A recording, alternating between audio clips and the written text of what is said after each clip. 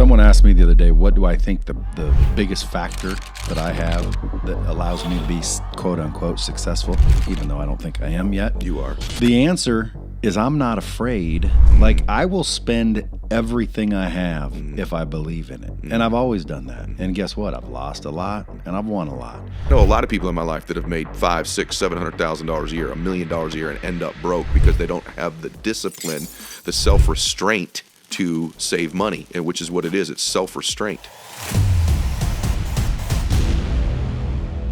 Yeah, Ed is not a great name. I'm not thrilled with it, but I've had it for quite a while, so it's going to stick. Hey, listen, it's a good name to me because my best friend was Eddie. Cool. But I called him Eddie. Yeah. That's why I try to call you Mr. Mylett or Ed because, you know, I don't know what you like, but I figured your friends would call you Eddie. Everybody calls me Eddie that knows me. Nice. Yeah. So for those of you that don't know Ed Mylett, you're probably living under a rock. But Ed Mylett is what I would consider or refer to as a bad mamba jamba. Now, why is that? Now, can we talk a little bit about? Well, have you heard dropping bombs before? Yes. Here's what we do here. We just sit here and chit chat about problems and situations that we either notice are having, know someone that's having, and then we just discuss them and maybe drop a bomb on them, which basically means solve them. Okay. Give solutions for it. Okay. And then people that listen, believe it or not, which is crazy because there's a lot of people listening. You know, this is the #1 podcast in the world. I did not know that. Now you do. Wow. So I know that Andy and you and everybody, Gary V, they all think theirs is. Yeah, but this is. Mine actually is. Wow. But at the end of the day, iTunes doesn't know it yet, but they're about to. But at the end of the day, it's for who I call the bomb squad, which are just people that listen to this podcast on a regular basis. And hopefully, you know, shit you know and stuff I know, we talk about and it helps them. Great. Ultimately. Great. So let me ask you a question. You don't really have any problems, do you? None. No, nothing ever goes wrong in my life. Yeah. No, I have tons of different problems. Give me a day, I'll give you a different problem. Name one. Name a problem you're having right now. Well, when I say I have a problem, I have things that I'm going to fix. So, current challenge in my life, my dad's sick right now. So that's a challenge, to be real with you. My dad's got cancer. It's not a pleasant thing. So, has he looked into any kind of holistic thing? Yes, we've looked into a whole bunch of different things, and I'm exploring all of them because he's not to the point where it's something that we can't fix, at least in my opinion. But yeah, we've looked at holistic. He did some radiation a long time ago, which I kind of regret that we did. He's had surgeries. He's not done chemo or anything like that. He's changed his diet. Yeah. So he did change the diet? He has changed his diet, yeah. And not working? No, I don't know that it's not working. He's got another CT scan coming up, so we'll know probably more after that. Yeah, I think the reason he has cancer is medicine and the crap. I think you can I think you can cure it with food. Well, I hope you're right because my dad's. If there's a combination of food you can cure it with, because you're right. One thing I definitely do. Well, I don't definitely know this, but my speculation is that there's some real danger when you get cut open and you have cancer. I don't know if it's the oxygen hitting your body or.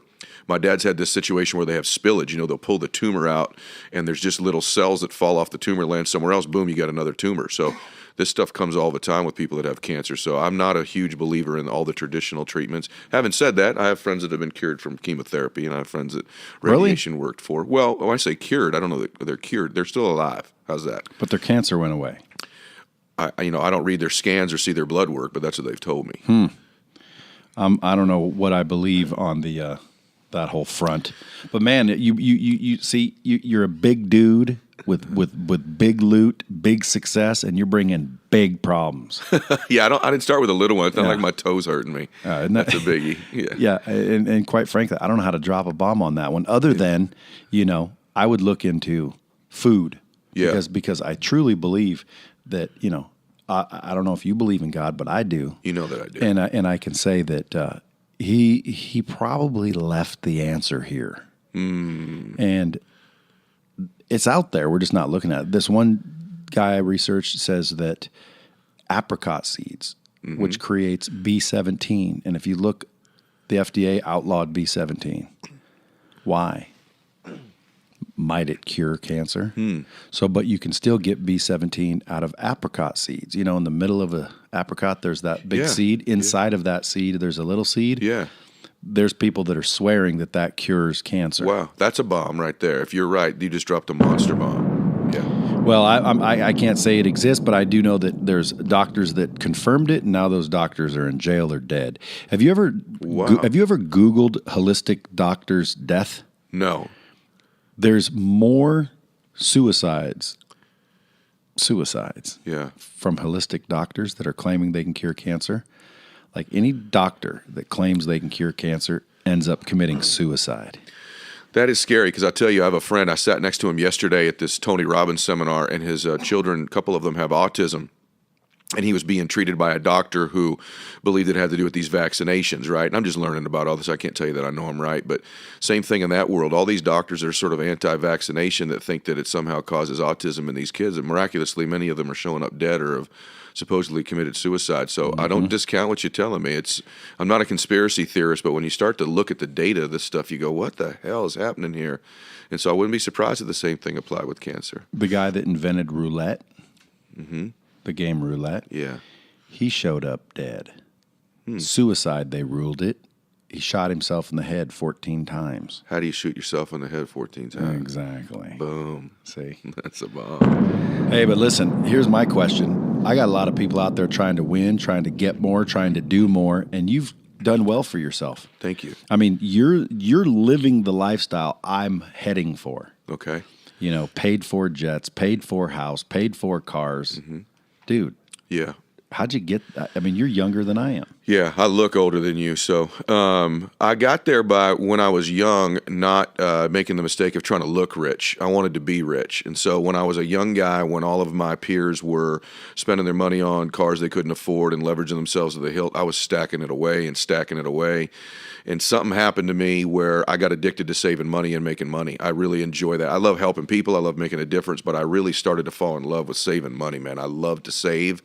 I'm addicted to it. And so more and more I stacked money, then I could do something with that stack, and I grew it. And so I started buying different properties, getting involved in different business ventures, and boom, that money started to grow. And then my own business with a financial services company, a very large one. We've grown that company over the last 20 years to be pretty damn big. So both of those things grew. My business grew, and my stack of cash grew at the same time. Yeah.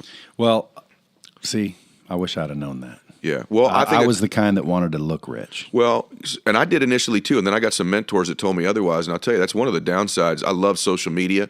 I hope everybody's following you on there and they follow me. But the truth is, it kind of glorifies stuff. It glorifies, Ferraris and Mercedes and stuff like that. And the fact of the matter is, you and I know this. I can't get over when I meet people that I thought were really rich. Once I met them, they just have a bunch of stuff they've borrowed a bunch of money on. They're not rich. They're not wealthy. Yeah. It's rare to meet someone wealthy. And most of us that have some wealth, that have saved some money, weren't as interested in looking like it prematurely. I wanted to really be rich. I wanted to really be wealthy. I wanted to really be comfortable and really be able to help people with that money, not just look like it, right? Like I wanted to be it. And so I behaved like it for the most part. Right. Well, that's the problem with social media. You have a Lamborghini, you throw it out there. It might not even be yours, and it might be, leveraged. Yeah. But it seems to show proof that you're successful. Yeah, it's supposedly evidence. I'll tell you, listen, I love having material things. Believe me, I have them, right? But none of them have been as cool as I thought they would be. Like, honestly, the only thing I have that I've ever, and it's probably because it's newer, the only material thing I bought that I went, this exceeds what I thought it would be, is my jet. And it's probably not just because it's cool to have one, it's because of the convenience, all the other things it does for you. But I've never owned a car that was better than I thought it would be. I haven't. I've owned Ferraris. I have one now. I've had Lambos. They're awesome. You should have one, right? What's better, Ferrari or Lambo? Well, if you ask me, I like my Ferrari, but if you ask Danny Frisillo, that's kind of against the, religion or something. But I like the Ferrari. I have a 458. I love my Ferrari. It's fast. It handles great. I think Ferraris are more refined. So do I. I don't know. You say Ferrari, to me, that sounds real cool. Although I was just telling Tony Robbins about my Ferrari, and he's like, oh, well, that's not that big of a deal. I just got a new Bugatti. And then I'm like, all right, I'm a little guy. So how does he fit in it?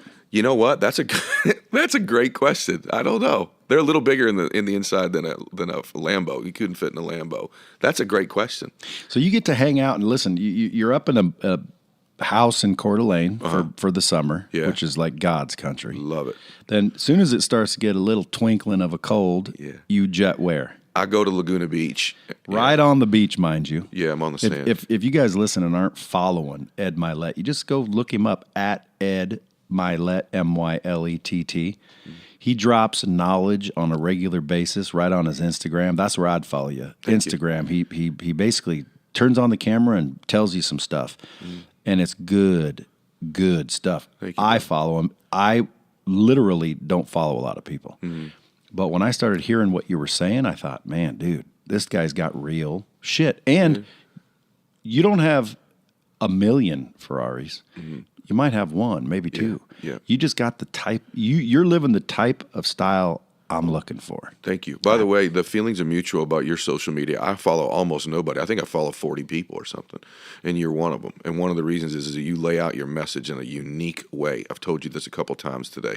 I love how you tell a story. I love how you get to your point. Nobody does that like you, so I enjoy the message when I get. I don't only just learn something. I enjoy how I learn it from you, and that's why I follow you. So I appreciate you saying that. Well, that's interesting because so you know how you always are your toughest critic. Yes, I am. I'm a little bit of a tough critic on myself. Yeah. I don't really listen to everybody else's feedback if it's negative, but I love when it's positive. Yeah. Well, you also. That's a bomb. Yeah, I'm gonna drop a bomb. Drop that, baby. The other day I heard you say something though, and I don't look for things to contradict. But when I hear them, I will say something. Sure. And you said something that I disagree with. Give it to me. Well, you got on the horn and you said, you were having a bad day. And I know where you were going, and it was a great lesson. But I disagree. People can have a bad day. Like some days are better than others.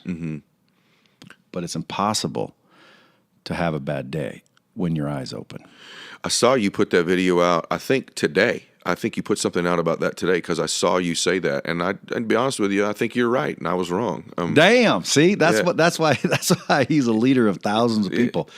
Because that's humble. Yeah. Even though you might intentionally be humble right now. No, I don't do that, and there's no false anything with me. No, I listened to your message about that today, and it gives context. So I did say in that message, by the way, I did say, listen, everything's relative. I started that before I said I had the bad day. But you're right.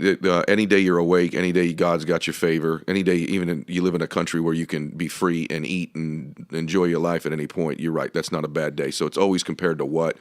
And you're right. I listened to your message. Actually, today I was in my hotel room coming over here, and I heard that message. I went, he's right. Not to mention, dude, you got a freaking jet. Yeah. You got a freaking $50 million house in Coeur d'Alene, paid for. You got a badass crib on the beach in Laguna Beach. It's not just the beach. It's Laguna Beach in this little cove-looking thing. Yeah. Dude, especially you. When you were saying, I've had a bad day today, I'm thinking, dude, are you nuts? Well, wait a minute. I did say it's all relative, and let me tell you what happened. Was there a little bit of bumps on the jet? Well, no. You had a little turbulence, did you? No, I think, you're coming at it from the right place, but I also want people to think, I don't want people to think that people that become successful have no challenges or they didn't have any in getting there, right? They go, because then you go, well, I have problems. That's why I'm not where I'm at. Nah, guess what? I got stuff that happens too. That day, to give you an example, I found out I've got an IRS audit. That wasn't a great meeting, right? Okay, I've never been audited before, but now I'm going to go through a little audit. That's okay, but I found that out, just to give you inside scoop. 2, my dad got a bad report on something with his cancer. And 3rd, a family that I help out, that I'm connected to anyway, lost their child that day to a disease. So I'm like, hey, it wasn't a great day. Now, you're right. I was awake. God's got favor. I've got a jet. I've got a house, but it doesn't mean that I don't have setbacks. True, and I knew where you were going with it. And that's the key. Yeah, that's why I didn't really say anything to you. No, but I was going to text you and be like, dude, seriously? Yeah. But you're right. Yeah. Most people though will let something small, and those are some pretty serious ones you just mentioned. Some people will let small, stupid shit set them back and paralyze them. Yeah, they do. They think that it's a sign that they're not supposed to keep going where they're going, or that they're the only person who goes through these things, right? And I know we all hear this, but no matter, it's like what you just said, no matter how bad you think you've got it, somebody's got it worse. But the truth is, honestly, is that a bomb? It's about to be. Okay. But the truth of the matter is, honestly, it's given me fuel. The things that have gone wrong for me have given me fuel. It's made my story better. I wouldn't be a very interesting dude if this was all smooth, if it was all easy, if everything went perfect, right? The story's interesting because of the stuff I had to overcome. What makes it compelling is what I had to overcome to get there. Was it uncomfortable? Extremely uncomfy all the time. Painful sometimes even.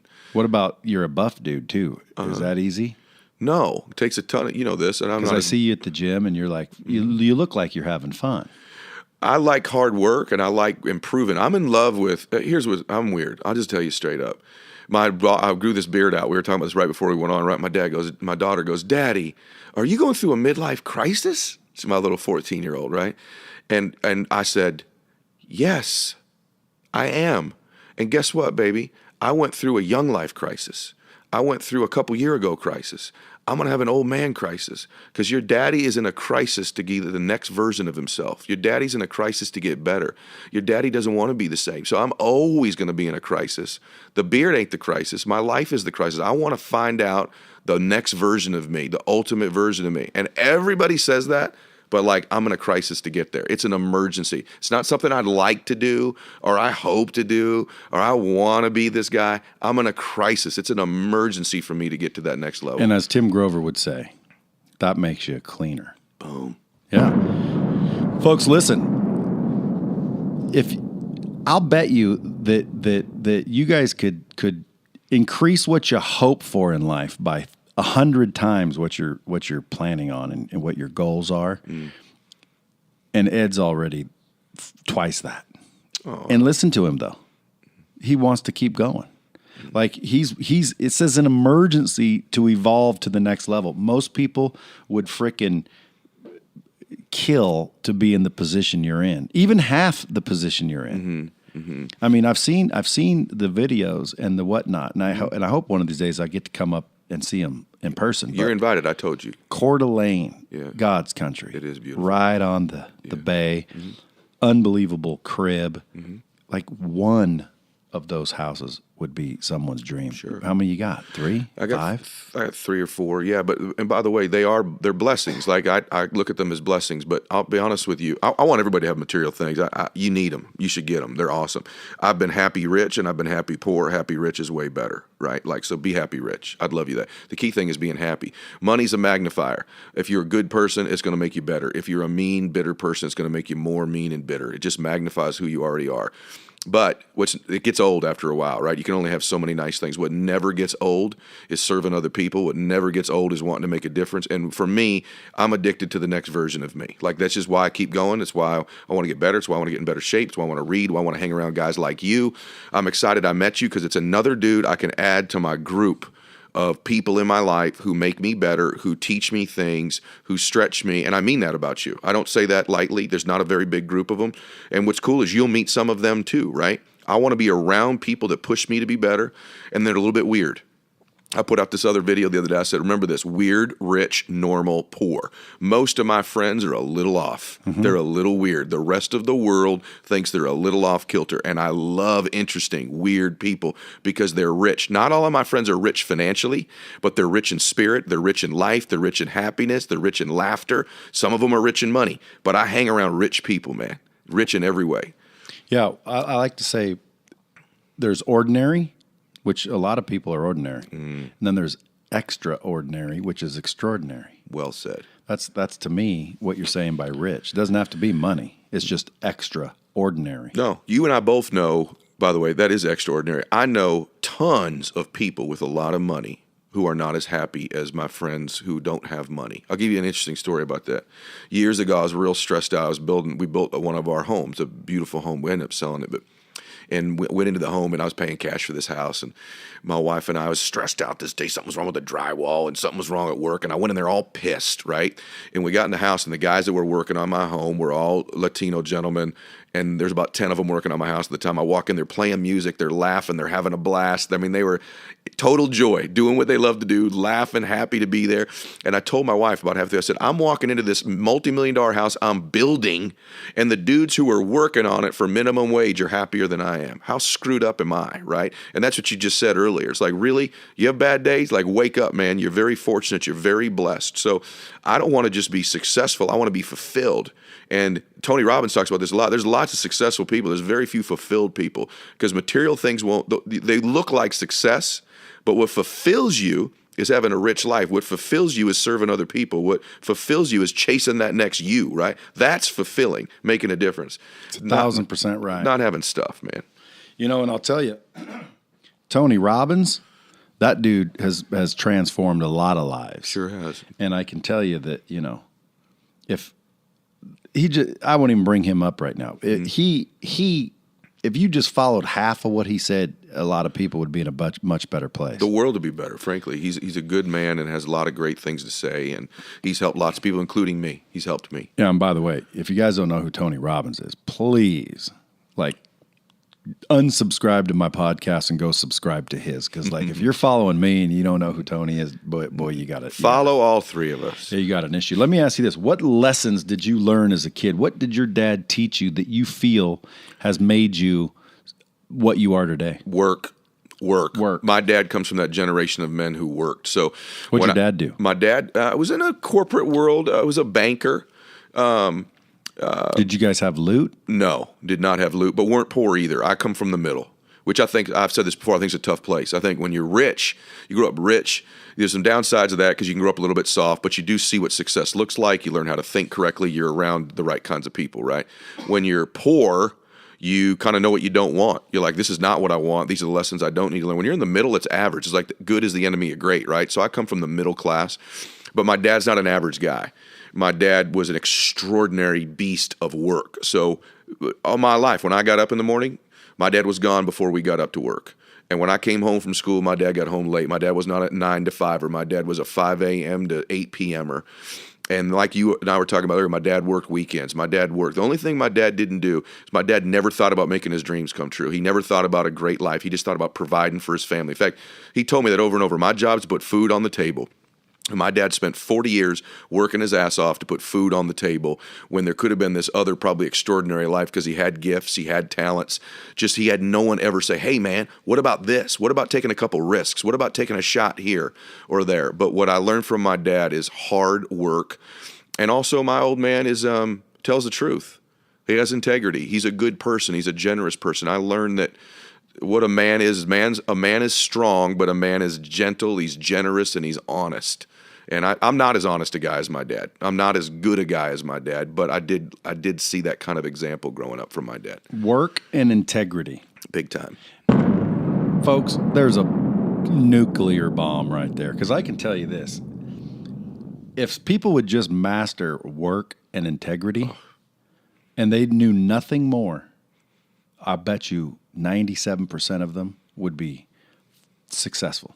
And what is successful? I always hate saying successful as a descriptor, because what is success? I don't know. I mean, what do I think it is? Might be not what you think it is. Mm-hmm.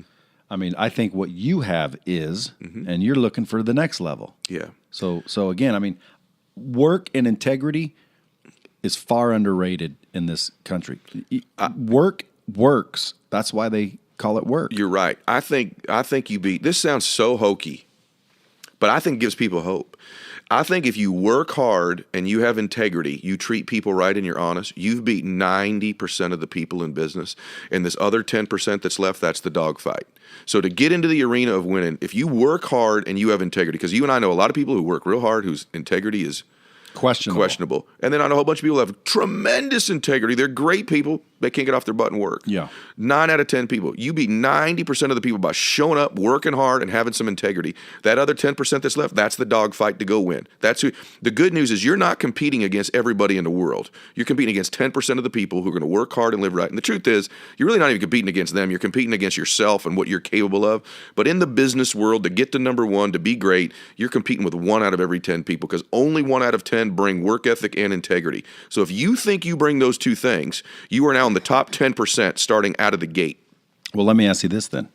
If you could go back 15 to 20 years, not too far back, 20 years, what would you tell yourself? You can tell yourself one thing to consider to accelerate what you've done. What would you tell yourself? I would have told myself to take more risks younger. Take some more risks. I played it a little bit close to the vest. I feel like I did have good integrity, man, overall. I feel like I've worked real hard.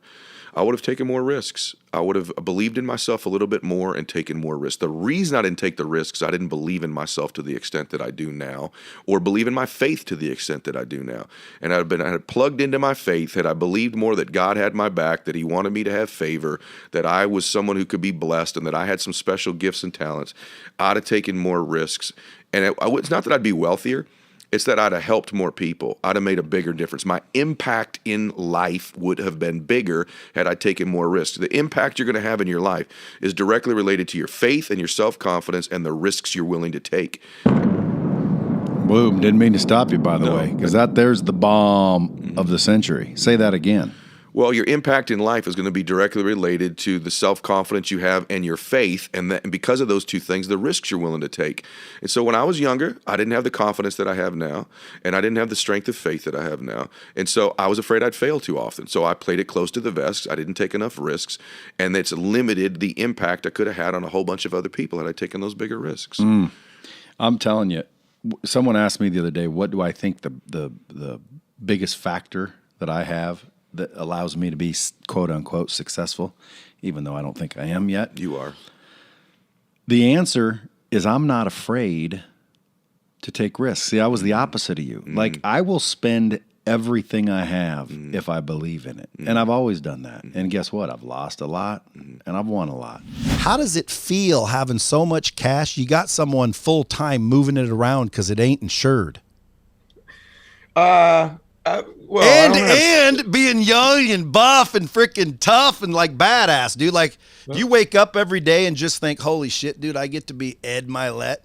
Dude, I have to replay the intro to this thing because nobody in my house thinks the way you do. So thank you for saying all these things. I need to get my kids thinking this stuff. Well, why do you think that? You know what, man? I don't feel like I have all the money in the world running around. No, nobody feels that way. But I feel, I'm not, and you know me, I'll be real with you. So I feel blessed. You know, I've worked very hard to get some of the stuff that I have in my life, but I feel really, really blessed. I've had a lot of really good fortune. I've made a lot of great friends, guys like you that I enjoy talking to. Like, I wish we recorded our conversations on my boat, you know, stuff like that people could hear, because those are the real. But I feel really blessed. And like lately, I just feel maybe a little bit more obligation. My dad just passed away. I turned 50 next month, just to be a better guy and make a bigger difference in the world and take it to a new level. I feel that way lately. Like, you know, when you lose your dad, I think, because my dad was my best friend, it's like, wow, it's sad. The other part that occurs to you is like, well, I'm the next one. Like, this time is actually limited. I was with my dad when he passed away, you know, like I was there when it happened, and like, it's real. Like, you're going to die. Like, no pun intended, like, max out your life. And so I'm probably a little bit more serious about it lately than I ever even was before. Dude.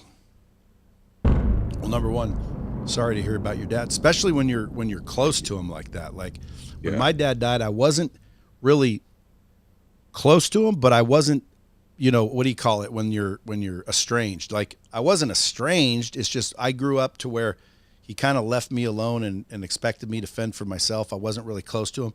And when he died, it was emotional, dude. You must have went through a hell of a ride there. Yeah. Well, my dad, tale of two lives, which is really gives everybody hope. Like, my dad's first 40 years, there's always the good person in you. You know what I'm saying? We all have good in us. But my dad's first 40 years, I could say, he wouldn't mind me saying, he didn't live perfectly. He was an alcoholic, used drugs, probably wasn't the best husband or father. Was pretty intense with me.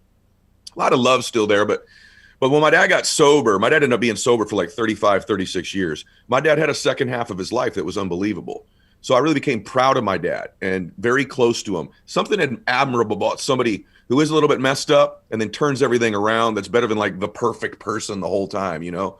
And so I think my dad's like a really good example, much better one than I am, of how good a man you can be, and that your past doesn't equal your future. Like, you could have screwed up a lot of things. You could have, you know, gone broke, hurt people, you know, made lots of things, made mistakes you're even ashamed of, and then come back to live an amazing life. My dad helped hundreds and hundreds of people get sober, and I never knew it. And so, you know, I met a lot of them since he's passed away that my dad really made a difference in their life. So, yeah, man, it was hard when I lost him, for sure. Well, sorry to hear that, but, you know, it happens, and that's the point, man. Everybody dies. How many people do you, because you see a lot of people, how many of them do you like literally feel sorry for, because you understand the statistics that 70-80% of them are never going to do shit? I feel sorry for people that like sleepwalk through their life. You know what I'm saying? That just like kind of just drift through it and keep thinking like eventually they're going to turn something around, but they don't do anything different, meet anybody different, do anything different. I feel bad for them. And then I feel really bad for the people that none of them are listening to the show. If they're listening to your show, they want to improve their life. But it's just the people every single day that just waste talent, waste blessings, waste opportunities, and they become a waste of life. And I hate seeing that in humans, because I do think if people say life is short, there's an element of it that's short, but if you're not happy, life is long. It's long, man. I mean, how much more TV can you watch? How much more gossiping can you do before it just gets long, And so that's how I feel. Is that a bomb? Is that a half a bomb? That's a big old bomb. That's a machine gun, and that's an applause. I've got all kinds of sound effects you probably don't hear. Well, I've been on before. I've heard some of them. And I listened to the show. So now, when you said, "Hey, man, my family doesn't really think of me that way," how do you think familiarity affects relationships? Well, I think it's certainly, if you're not careful, you have to guard that. Like if you have mentors where you get to know them too well, or they can't influence you. I watch it with me. The people closest to me, I probably have the least influence over sometimes, because they see me at my worst. They see me lose my temper. They've seen me down. Yeah, but Ed, they also see what you got. Like, listen, dude, I've been to the dude's house. I haven't been on your jet, unfortunately, but I know you got one. And dude, people don't realize like how hard it is to attain that level of wealth. Like, dude, you've been doing a lot of right shit for a long time, right? You didn't inherit the shit. I definitely did not inherit it. That's for sure. And you didn't come from it. So it's like, dude, what the hell did you do to amass like almost into the billions? I ain't going to give out your personal business, but this dude ain't no deca millionaire, and he ain't no single digit millionaire. Like, dude, have you been in Clubhouse yet, by the way?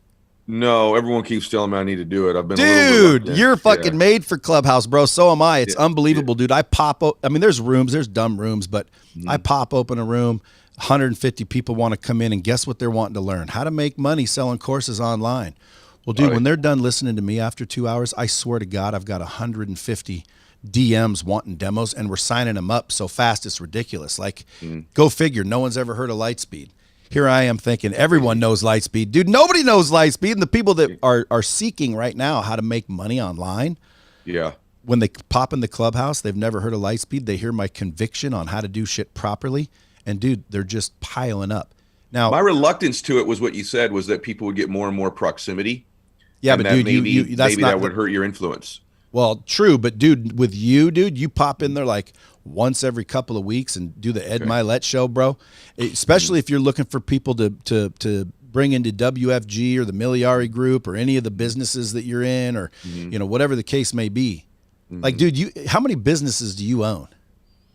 I'm involved or on the 23 right now in my portfolio right now. And so like, it's cool because a given day is vast and diverse. You mentioned one's a financial service company, one's a chocolate company. I know, but Ed, some people can't figure out one business. You've got 27 now. What's your day look like to manage those? Or do you just delegate?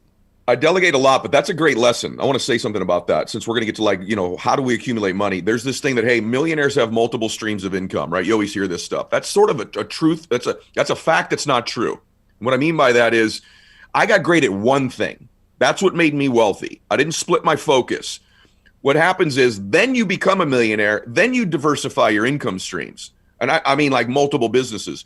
But I think a lot of people think, I'm going to do what millionaires do. I'm going to have 11 different things I'm involved with, and you never get great at any of them, right? Even you and I have talked about that. You need to focus on Lightspeed, as you've been doing, build the heck out of that thing. Yeah, then you get wealthy. You're like, okay, I'm going to get involved in this. I have an interest in that. I have a relationship there. I have a connection there. And so very, very important that you don't begin to think the way to get rich is to have 25 different businesses. That's not what anybody I know. That's not what Zuckerberg did. It's not what Cuban did in the beginning. Right? It's not what I've done. It's not what Jeff Bezos did. Like, we got into our primary business and crushed it. Then you diversify. In terms of a given day, it's interesting. Like, some days are like, personal development on my show and my YouTube channel and creating content. Some days I'm involved in, outstanding foods, and it's a chip company. So it's like the days are diverse, which keeps me interested. At my age, to do the same thing for 30, 40 years, I think does become monotonous. And so I enjoy the challenge of like learning new things. And I like being around people that are different than me. It's one of the reasons like you and I connect really well, because you're so damn funny, right? You're so interesting to talk to that, like, I don't want to talk to a bunch of dudes like me. I already know what I think. So a given day is super interesting for me. Like, when I'm done now, I'm going into a meeting for a bank that I'm on the board of. Dude, I want to go. I want to go golf with you and Richard Cranium. Yeah, Or Richard Cabeza. Yeah. Yeah, Richard Cabeza is my buddy. He's a big time real estate developer actually in Laguna Beach, and a wonderful, very, very successful, wealthy dude. And he's just one of my buddies that makes me laugh. You know, like successful makes me laugh. He's funny. It looks like you guys are having a good time. So you still find time for golf and leisure. How do you do leisure? that? Yes, absolutely. I do. I schedule it, like, because I'm not one of those dudes who like relaxes easily. I have to schedule it. It's not like you, man. People don't know this about you. Saturday, 4 o'clock, a lot of times you're going to find Brad at the office. Like, Brad works. Brad is I don't like that word grinder because I think you love what you're doing, but well, no, I do dude, too. The truth is I'm trying to freaking catch up to you. Like, I'm trying to catch up to real players. Like, that's the crazy thing about shit, Ed. People all look at me like I'm successful, and then they're amazed that I don't think that I'm that successful. And they're like, oh, he's just, trying to play humble. No, man, I'm looking at dudes like you. Yeah, but then I look at dudes that are different too. So name dropper time, right? Like on one of the clubs that I belong to, me and Richard Cabeza were having dinner actually on Valentine's. He was my Valentine this year. And like, Tim Cook walked right by us. Like he's a member there. He walked right by me, and he runs a little deal called Apple, right? You're like, whoa. And then in front of my house, I don't want to interrupt you, bro, but I'm telling you, dude, Tim Cook ain't got nothing on Ed Mylett. Well, thank you. But he certainly he runs the most influential company, or one of them in the world. Dude, he inherited that position. No, but like that morning, every morning, Phil Knight walks by my house. Phil walks like 8 or 10 miles a day. Him and his wife are amazing. I don't know them well, but they walk like 10 miles a day, no joke, every single day, even if it rains. And he'll walk right by my house, or I'll walk my dogs, and I'm like, well, he's got about $54 billion more than me, right? So everything's that way. And like what you do well, that I do well, is I'm in that environment because I want to be in proximity to people who stretch me in all those different ways. So there's all levels, man. Yeah, but don't you think at some level, Ed, which you're definitely above, it just doesn't matter anymore? Like, in other words, 4 billion and 40 billion, not much of a difference. You can only do so much. You can only stay at hotels that are so nice. You can only fly so nice and drive so nice. Once you have billions, you can have anything you want, can't you? Yes, and there's validity to that. But I think also what happens was, it's really weird, man. When you're young, or at least I was, I pretended to be more successful than I was. I want everybody to think I was super successful. I had salvage title Mercedes I'd buy, so I was driving a Mercedes. It was been like an 11 car accident, and I'd buy watches I couldn't afford. And all these things made me broke when I was young, and I stopped doing it. Then when you actually become wealthy, I think that you almost do the reverse. Like, you underplay it a little bit. You're almost embarrassed by it to some extent. And so this may sound like the corny part, but the really wealthy dudes that I like, for them, it's about, if I can accumulate more, I can give more. And whatever you think of different dudes, like I know there's all this controversy with Gates and the vaccines and all that. I have never met Bill. I don't know Bill. I don't know what to believe on any of that stuff. Frankly, I don't know the man. But what I do know, he says his mission in the world is to cure malaria. That's kind of like a hard thing to do if you got $11, right? So the bigger wealth, what happens at 4 and 40, at $4 billion, I'm going to be wealthy the rest of my life. I'm going to give away some, and my family's going to be generationally wealthy. At $40 billion, you could literally change mankind to some extent and do something, once in a century somebody could do. So it does matter to me, not just the money part, but the impact part. Plus, I don't play sports anymore. So what's the sport? The sport's business, right? So tell Tiger Woods, hey, man, you're only 3 or 4 majors short of Nicklaus. Who cares, man? What's the difference? 15 majors or 20 majors? 15 or 18? Who cares? He cares. It matters. Yeah, like when Tiger got caught cheating and his game went down.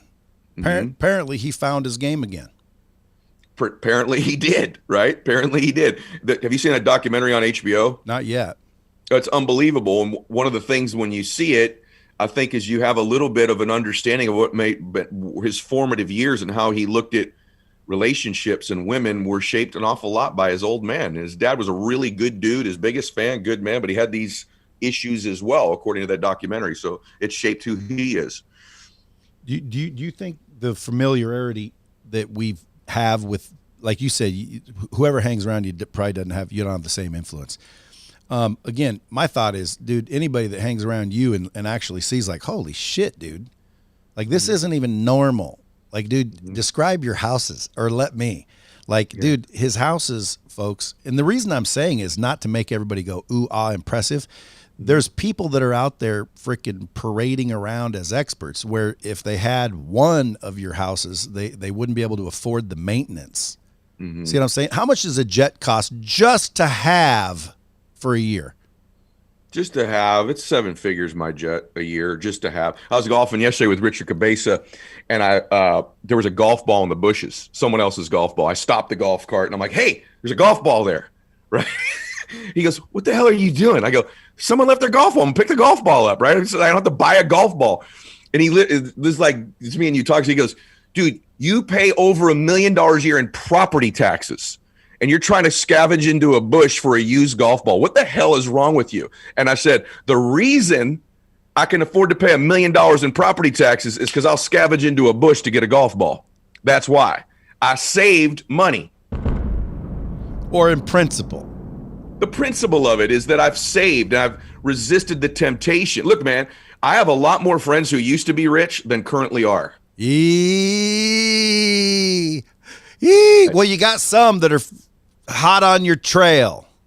Yeah, but you're different because you're super curious. Like if people knew, like when you and I talk, what we talk about, or the guys you hang around, like we're part of a group of friends that are like really seriously trying to get nuggets from one another, really seriously trying to learn.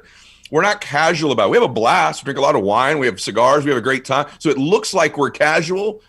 But those cigar wine conversations, as you know, get really, really intense. I've watched you almost throw down with some dudes when we get into debates on business and stuff. And you know who I'm talking about. So, you know, like it may look like it's all bubble gum and giggles and wine and cigars, but underneath it, it's like we're competing and we're really trying to learn from each other.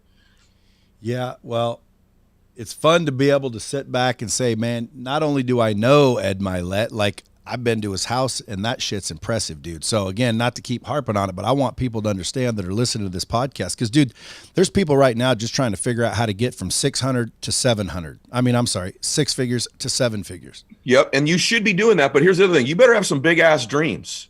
I think what's in front of me next thing is real limiting. So you should get from 400 grand to $1 million and then $1 million to 3 million. But you would have some big ass God-sized dreams. Like the home, I just literally, Brad, you don't even know this. I just bought the house I'm in this interview in 1 week ago. And it's oceanfront. And this beach, when I was a kid dating Christiana, who's now my wife, this exact beach, I used to walk on and go, babe, we're going to get a house up there someday. I had no idea the hell I was going to do that. Should I have been thinking about how to get to 6 figures? Yeah, I was, but I wanted a big thing. My mind, my heart's been gravitating towards this for a very, very long time. And just the reason you want cash, great story. The dude who had this house was a very, very wealthy dude. I'm told maybe stuff happened. And I get a call. Hey, it's $9 million below ask price, but you got to write a check in a week. And I'm like, in a week, like no inspections, no nothing. I go, what's the number? It's about $20 million. I go, yes.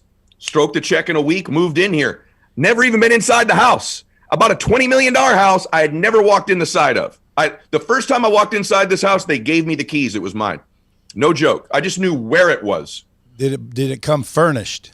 Yes. See, that's the best way to buy a house is like when you walk in, you're just like, get your clothes and your toothbrush and beat it. Yeah, it was pretty cool, man. I'm not going to lie. But I saw you redoing that Painted Desert. Is that Painted Desert I keep seeing? That freaking thing on that house in the desert is at the Madison Club, and it's a pretty special home. Yeah, you redid a little bit of that one, didn't you? I'm redoing it right now. Yeah. Now you got rid of the Idaho spread. I got rid of the Idaho. That was a mistake. I should have kept the Idaho, the one you've been to. Yeah, that was a spectacular home. But then you bought a new tip. It looked like, or you were considering buying that land where the. I did. Boy, you're looking close. Yeah, I bought some land. Dude, I follow you, bro. By the way, if anybody's not following Ed Mylett, you guys are stupid. I'd go to Instagram at Ed Mylett. I'd go to all platforms, search Ed Mylett, subscribe, hit the notifications, go to iTunes or Spotify and get his podcast and download that. His podcast is like dropping bombs, except professional and clean and sweet, sweet and kind and a little bit more serious. Like, you know, and somehow you're getting all the goodies. But see, the beautiful part is a lot of times when you're interviewing somebody, dude, It's like you don't even bring up the fact that you're doing better than most of the people you're interviewing. You're being very nice today. Yeah, man. I'm like you. I'm like anybody. I don't feel that way most of the time. I'm not saying there's not. Dude, why don't you have Phil Knight on if he's jogging by every damn day? Yeah, I've sort of floated it. That's kind of how I do it, and I need to probably pursue that further. I'd like to have Phil on the show. It would be a great interview. If you're my buddy, you'll go out next time he's jogging by and be like, "Hey, here's a note from a buddy of mine," and just hand him a note that says, "Bradley wants you on Dropping Bombs." I will tell him that for you, brother. That'll be the first thing I'll tell him. And by the way, dude, his book Shoe Dog was pretty decent, but your book Max Out Your Life, which is a freaking kick-ass and quick read. Anybody that doesn't have a copy of that, I'd go get it. Dude, it's almost like right there you told him exactly how to achieve pretty much everything. Yeah, you just got to, like you try to find different ways to say it and that affects different people over time. That's the battle, right? Once you've been on creating content for a while, you know this. It's trying to find another way to deliver a very similar message that's more impactful or entertaining when you do it. And I'm still doing it. If you'd have told me 4 or 5 years ago, I'd be creating content every single day on entrepreneurship and self-help and being happier and fitness, I'd have thought you were out of your damn mind. I cannot believe I do this every single day. But it's become my life. Like, it's literally the centerpiece of my life now is doing this. Dude, I told you that I was sitting out at Lake Mead. I got a new boat, and so I found one of the coves everybody goes to, and I'm running into this guy, and he starts talking to my buddy Zach, and next thing you know, he said something about Eddie Mylett. And I'm listening, and I hear Eddie Mylett. And so I listen a little closer. The dude's talking about Eddie Mylett, little baseball player he grew up with, a little skinny kid walking around playing baseball, kind of quiet, not even real aggressive. And your wife, Christiana, like he knows you from like grade school. I didn't know you and your wife been together so long. Yeah, grade school and then dated in high school. Yeah, see, that's another thing that's rare nowadays. That's also why I still have my money. I've never been divorced. That helps. Well, dude, like Bezos, I always tell people if I ever get divorced, dude, I hope she takes hundreds of millions of dollars. Because that means you got hundreds of millions left after. Yes. Yes. I get that. See, Ed, most people, like when they wake up in the morning, they're dreading the circumstances of the day, and that mindset limits their ability to believe in abundance and other things and possibility and hope and activate their reticular activating system and like focus in on all the shit you say and like, success leaves clues, but nobody's picking them up. What the hell you think the problem is? I think that's a good question. I think the reason I'm pretty decent at personal development and entrepreneurship is because I also had all of those thoughts. My family kind of, we never dreamed. We never went on vacation. I think there's a little bit of this thing in my family that maybe successful people got what they got through ill-gotten means a little bit, a little bit of that. No one's impressed with anything material in my family at all. No one could care less to this day. And then I just had a lot of insecurities and I am shy, whatever that guy told you. And you know this from knowing me too. I am introverted. And I think I'm pretty good at this because if you're thinking something stupid, I probably thought it. And that's why I help people pretty well. Like if you're doing something stupid, I probably already did it. Let me save you some time. And then I know what I replaced it with. So I know what I replaced my insecurities with. I know how I built my self-confidence. I know how I developed my ability to public speak when it was my greatest fear. How? Right? How did you do that? Modeling people who were good at it. So I watched a ton. It's funny. People go, how come most of your friends I see with you socially are stand-up comedians? Because a lot of them are my friends. They've been on my show because I was fans of theirs from learning. The highest form of public speaking to me is stand-up comedy, which you could do. You are the only person legitimately in the personal development entrepreneur space who right now, and you've done it, this, could walk out and be a legit touring stand-up comic. You could do that. And you're the only one who could do it. And that skill of speaking in public and how they nuance silence when they do it, how they use humor, how they take risks. So it was those guys, and then believe it or not, televangelist faith healers on TV, watching those two and starting to model them. And then coming out originally and playing a little bit of a character, meaning it was me, but it had to be like the Superman version of me. And over time, I went, wow, you know what? I do have a deep voice. I do know what I'm talking about. And then over time, it started to become more and more impactful. And then it's grown into what I'm probably known most for is not known, but one of my easiest skills now is large stage speaking. I'm very comfortable doing that now. Dude, you get paid big dollars to do that. Do you ever do that just for fun for your friends? Try not to do as much of that as I used to because everybody asks you. So yeah, I know that you do that. You're very generous with that. So I do a little of it. Yeah, but what if they're your friend? Oh, are you trying to ask me right now? Is that what you're just wondering if they're your friend. Does that matter at all? Or it matters, sure. Now listen, don't put that out on the internet anywhere. Yeah, and by the way, keep in mind, folks, when you have someone that speaks professionally, number one, number two, will get there privately. You have to realize that like they're going to spend 20 G's just to come do you a favor. I'm doing one in Florida as a favor this weekend, and it's a $40,000 favor out of my pocket. That's what I'm saying. That's what I'm saying. So I know you and I are speaking at the American Blue Collar Dream Conference. Are we? Okay. Dude, and by the way, that's a cool name for an event, don't you think? Yeah. Are they having Larry the Cable Guy there or anybody else? I don't know. They got me, I think, instead, but they got you, which is the big one, dude. When is that? When is that? I don't know. It's like March or June or something. Oh, okay, cool. Maybe March, maybe April, May, maybe June. I don't know. June or March. Are we doing it in person? Am I going to see you, or is it a Zoomer? I'm going. Are you Zooming? No. If you're going, I'll go. Oh, I'll come going, pick you up. bro. Where is it? Florida, Fort Lauderdale. I'll pick you up. We'll go. Shut up, dude. You ain't picking me up. Are you really? No, I'll pick you up. We'll go. Dude, we'll do it. That. Oh my God, dude. That right there is now going to have a little check on my bucket list. Let's do it. Dude, riding in the old Global Express. What's that like? Awesome. Now that's awesome. So you give me going to the houses, like it's embarrassing, but I'm going to tell you, having a jet and a real one is really cool. Like that is a thing. Sometimes you wake up in your house and you're in a bad mood and it's still just your house, right?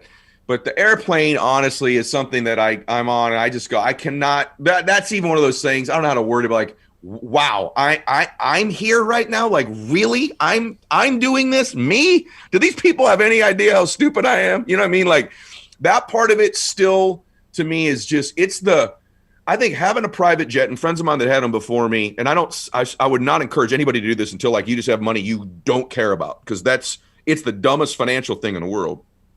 But it's one of those things it's a mind blower, and you just walk on it, you're like, wow, and I own this. Like, this is mine. It's crazy to me. And mine's cool. It's got hit a button, the bed comes out, and Ellison put a shower on it. Like, it's bananas. It's just, I'm giddy every time I'm on it. Dude, how long is it for Wheels Up? What's the longest duration for Wheels Up? Like right now, if I said, hey, Ed, get up here, we're doing this and this, and you got to be here quick. What is like, you make a phone call within 30 minutes, your Wheels Up? Yeah, anywhere, I think. Like, I know I can go to, LA to London really easy. I think we're going to South Africa in the summer. I'm probably wrong, so the pilots will correct me on this, but my pilot was telling me the other day, I can go to, and guys, correct me if I'm wrong, I can go Hawaii, back to Hawaii, and halfway back again. On one tank? Yeah, I think that's right. Yeah, but how fast can you get off the ground from anywhere you are in the world at any given time? Oh, if I want to go, like, hey, we're going? Yeah. Probably an hour. So you're an hour away from going anywhere in the world with anyone you want. I'll sell you the dream about this. So, yeah, the other night, this is cool, because the world shrinks. So, like, normally I'm sitting at home like, hey, babe, where do you want to go to dinner? Well, everything in Southern Cal is closed or outdoor seating, right? So we're like Laguna Beach, we'll go to Mastro's or whatever. And I go, the Ocean Club in Scottsdale's open. And she's like, what are you talking about? I go, take an hour. Let's go to Scottsdale. So we literally called my pilot, boom, fueled up. About an hour and a half later, got on the plane, had dinner in Scottsdale, had a great time, flew back home. It was awesome.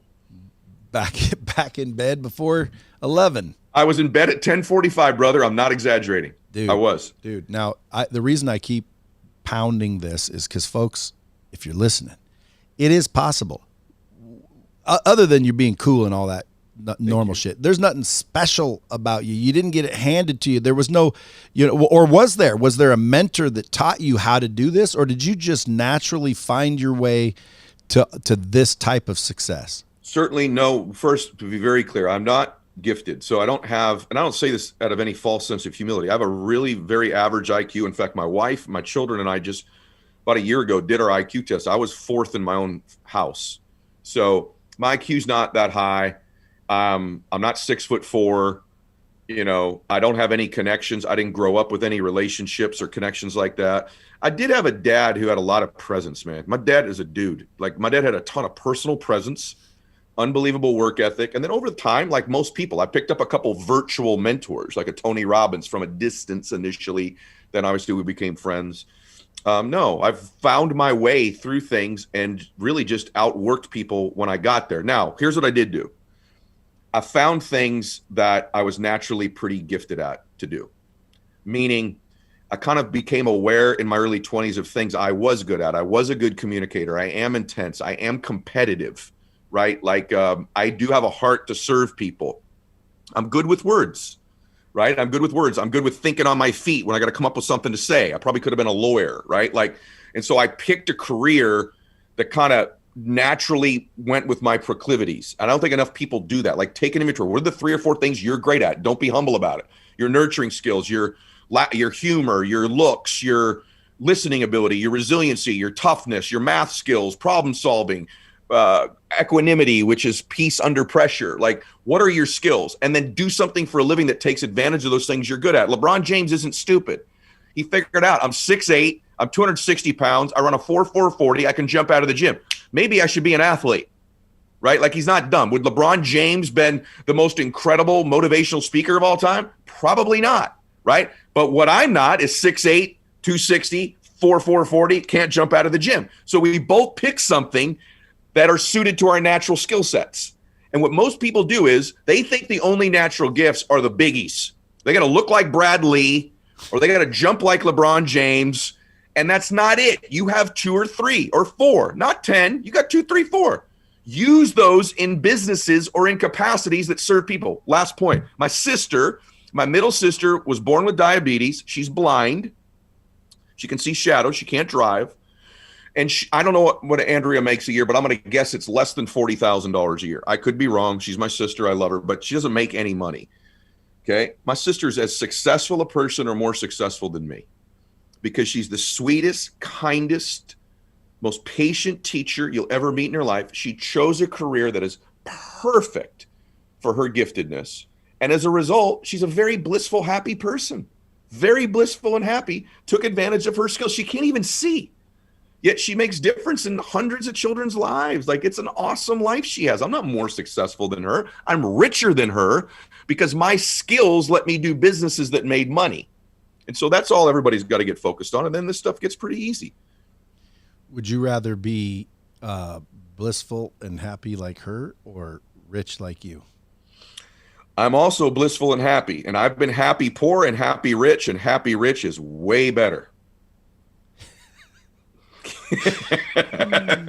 I'm just telling you. Dude, what are 3 books that if you were going to tell Max, dude, I can't give you any more information. Here's the 3 books you got to read. Good luck to you. Like, that's the last 3 bits of information you could give him. What books would you give him?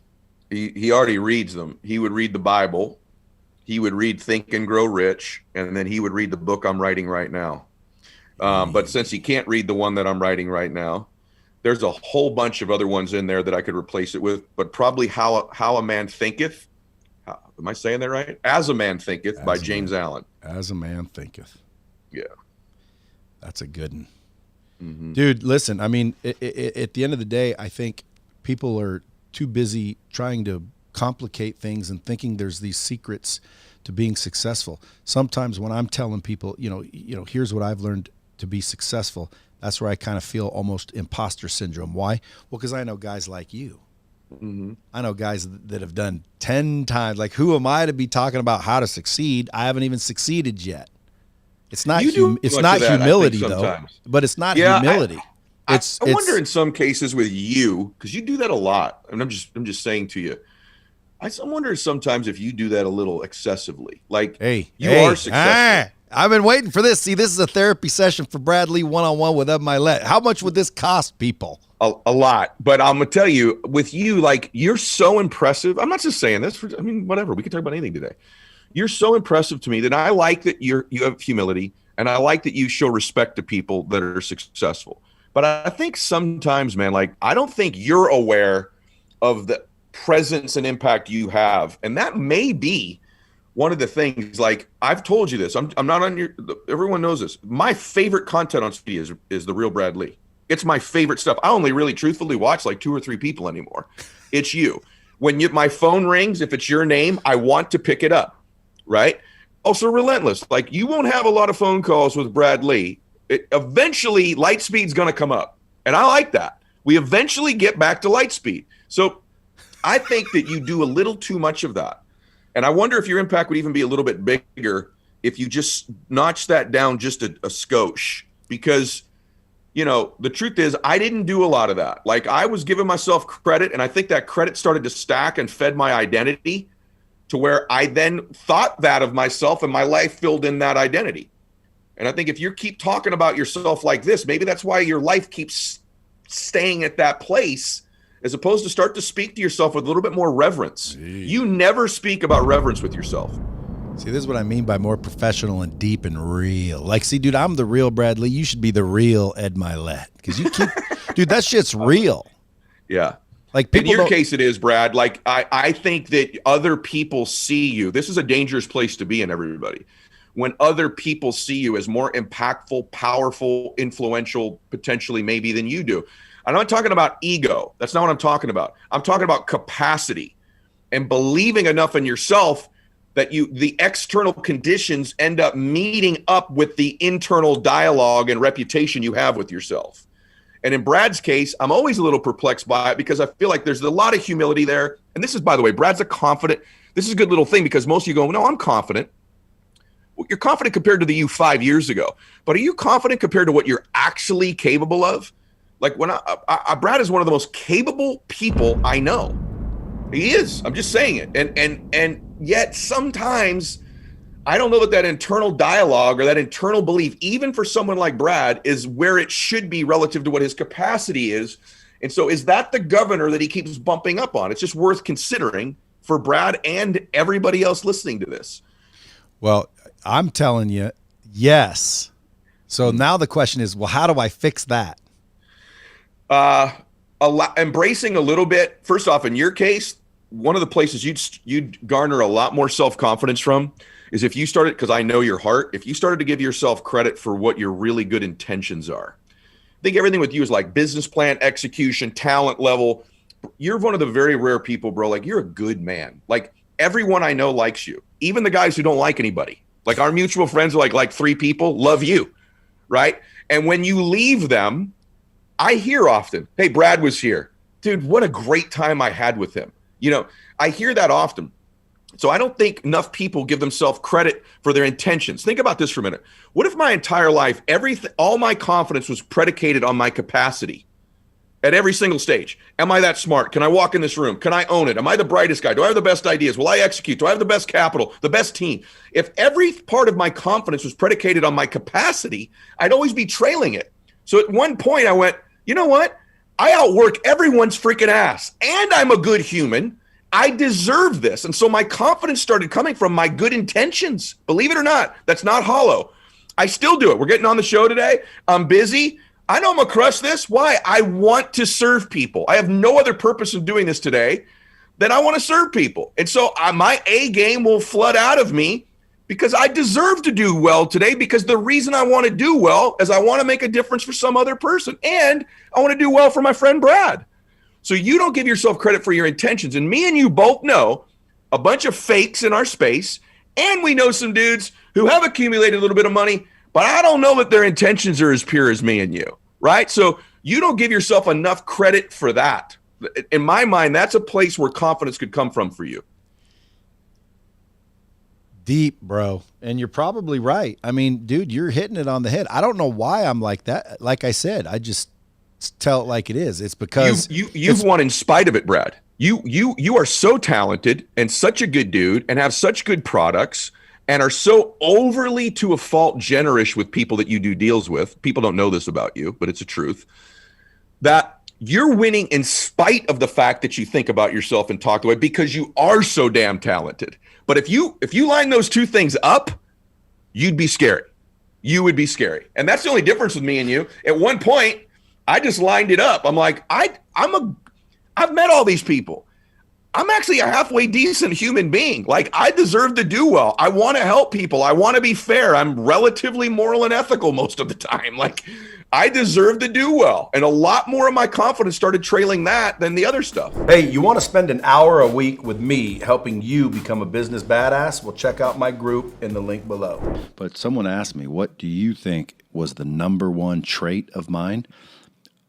I'm not afraid when I should be. Awesome. You know what I mean? Yeah. Why? It's like something's broken. I don't know. It just doesn't scare me. Like, what's there to be afraid of? I was broke before I started. Mm-hmm. It's almost like, I'm going to talk about this at 10X, by the way. By the way, Ed Mylett's going to be speaking at 10X on the same day as me, which normally I like have no worries who's going to talk because I don't speak. I talk. Mm-hmm. In other words, I'm going to come up there and talk. Mm-hmm. Just like I'm talking now. Mm-hmm. So I don't have a planned speech or presentation. But when I saw you on a little clip on stage, I don't know if that was a WFG event or I saw you on stage, I'm thinking, son of a bitch. Dude, they better have me speaking before you. Oh, come on, man. I'm going to call somebody and make sure because, dude, I'm not going after you. You. It's almost like that's what you do for a living. Yeah. Well, it's not, but I do a lot of speaking. And let me just tell you. Well, I don't. And I get up there and try to find the right word and sound like a little bit of a country bumpkin and bat, deep, bit, deep. Brother, you're a great storyteller, which is what all great speakers are. They may do it. I have a deeper voice or talk louder or veins popping out of my neck. People want to go on a journey. They want to hear a story. You're a great storyteller. You could tell a story in a damn minute on Instagram better than anybody that I've seen out there. So to give you an hour up there, I'm looking forward to hearing you, seriously. And I hope you do speak it around the same time so that I'm in the room when you talk. Well, I need you to maybe coach me a little. I'd be glad to help because I want when I'm done for people to throw babies. I mean, if you're holding the baby when I'm done, you're throwing it at me. But what I want to say there, one of the things I want to say is how to grow and scale a business. Now, a lot of people like that would be like, well, Brad, you only have 70-some employees. You're probably not the right one to do it. And see, I'm not afraid to talk about it because I don't have 70 million employees. Mm-hmm. I know how to scale a business. Mm-hmm. Period. Well, how come you haven't done it? I have. You have. I'm here. I've seen it today. Well, not to mention, it's not that that I'm only at 70 employees. It's how did I do it and could I repeat it? Mm-hmm. Yes, I could. And here's one thing that everybody's afraid of. Everybody's afraid to spend money. You just said that you were afraid. Mm-hmm. I'm not afraid to spend money. Grant was here the other day. I was showing him downstairs where I'm going to put 50 salespeople. He said, man, you must be making a lot of money. Mm-hmm. And I said, not really. Mm-hmm. Just not afraid to spend it. Yeah. So someone said, you said, do you need downstairs? What did I say? I did. Yeah. You said no, but I'm going to do it anyway. Yeah. There's something broken with me. Yeah. And I think that's accidentally what's helping me win. Maybe there's something broken with everybody else, and maybe you have it right. Because I've seen what you've built here. I've seen what's growing. I know what your upside is here too. And so you didn't get here by playing it close to the vest. And I think that I'm telling you, that was one of the things broken in me. Ironically, now that I don't have to, it's funny, I take way more risks now than I did before. And I'd have been better off taking them when I was younger, when I had less to lose. Now I got more to lose, and now I'm the one taking risks all the time. Yeah. So I don't think there's anything broken with you on that. It's like picking up girls. Back in the day, I used to be pretty slick at it. Yeah. People would always say, dude, how'd you have the balls to go ask her that? And I'm like, I wasn't dating her before. I love that. That's a bomb, brother. So many young guys need to hear that. Yeah. But you see what I mean? What could possibly happen? Yeah. I stay in the same situation. I feared what would happen if I let her go without saying something. I love that. I feared what I would lose by not doing it. Yes. And everybody else would fear what might happen if they did it. Yeah. And I did the opposite of that. I love that. And I think it's helped me amazingly, which again, compared to where I want to go, dude, I feel like a fraud sometimes telling people, what I think success is. The only thing that keeps me, grounded as to, dude, I'm successful is the average, the ordinary. The ordinary don't have what I have. They don't do what I do. Mm-hmm. They can't text who I can text, and they don't make what I make. However, in the circles that I try to run with, you guys are much farther ahead of me. Yeah. So in some cases, I think, dude, like some people think, wow, Brad, how are you so successful? And that's why I say I'm not really that successful because I'm hanging in a different neighborhood. Mm-hmm. And you'll always feel that way if you're the right person. I feel that way now. So some of the folks that I hang around with, we won't name now, but believe me when I tell you that I don't belong in their company financially, right? Not yet. And I do that on purpose because it keeps me grounded, like, hey, this is what's possible. This is where you could go. Keeps me humble, but it also keeps me driven and starving to get to that next level, right? So I'm the same way. Often I'm like, who am I to be telling people X, Y, or Z? Because so-and-so's the CEO of Nike or whatever, and look at his life compared to mine. He'd laugh if he thought I was the one giving people advice. So it's all relative. How some of these people, I don't understand how they get the job either. CEO of Nike. Like, how do they get that job? Is it someone they know? Yeah. Well, sometimes it's somebody they know, right? Sometimes they built the company, though, and it's theirs, and those are the ones that prefer to hang around. Yeah, well, sure. Yeah. WFG, you've been with them, Westworld Financial Group? Yes. You've been with them for how long? 20 years. Now, let me ask you a question. If there's somebody out there that's a badass salesperson, they're not afraid of rejection, is there an opportunity with WFG? Well, obviously, I'm biased, but absolutely yes. How do people, because I get a lot of people listening to me that are somewhat aggressive, ballsy, and basically seemingly want to do whatever it takes to win. Yeah. And I know WFG is a company that with integrity and ethical, operations, a person could go make what, 7 figures? Well, there's people that have done that, certainly yes, and several. So yeah, does everybody do that? No. What's realistic for a pretty good dude or girl that knows their sales game? Here's the truth. So let me give you the truth, because Grant Cardone corrected me on this too. The truth is nothing's realistic. I can tell you what's possible. Yeah, what's possible? What's possible is we have people in our firm that we have lots, hundreds and thousands that have earned 6 figures, and we have people that have gone to 7 figures, multiple 7 figures, and beyond that. And so we've got people that have gone over 8 figures, and so in personal income. So yes, that's possible. Does everybody do it? No. Grant said to me one time, he goes, stop telling people that not everybody does it. It doesn't matter. If someone did it, then it's possible, right? And so we've had lots of people. We got a good track record of that. We haven't just built 5 or 10 or 20 or 50 or a couple hundred people who have had success. We built thousands. And so, yes, I think that's the case. It's not for everybody. Not everybody sees it, does it, but certainly the upside's huge in my mind. And I'm an example of it, right? So a lot of the wealth that you hear that I have, the generator of that was World Financial Group from the very beginning. Now, I've done things with that money since that I've made it. But I love our company. I believe in it. And the main reason I believe in it is because I think we do good things for people. I think we make a difference.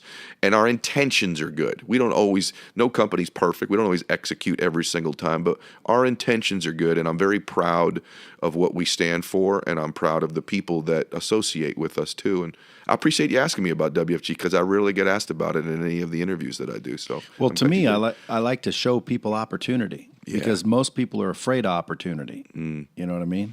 And if WFG is an opportunity and you're, living proof of that, my next question would be, how would someone get involved with that if they wanted to? Probably, since they're listening to this. Because you can do that in any state in the country, Any state, and we're in a couple different countries. No one has to move somewhere and do something. Wherever you are. More than likely we're there. Yeah, more than likely. I mean, there might be some exceptions, but yeah. So what would someone do? Probably to get information, just so it could be productive, is you should probably just direct message me on Instagram.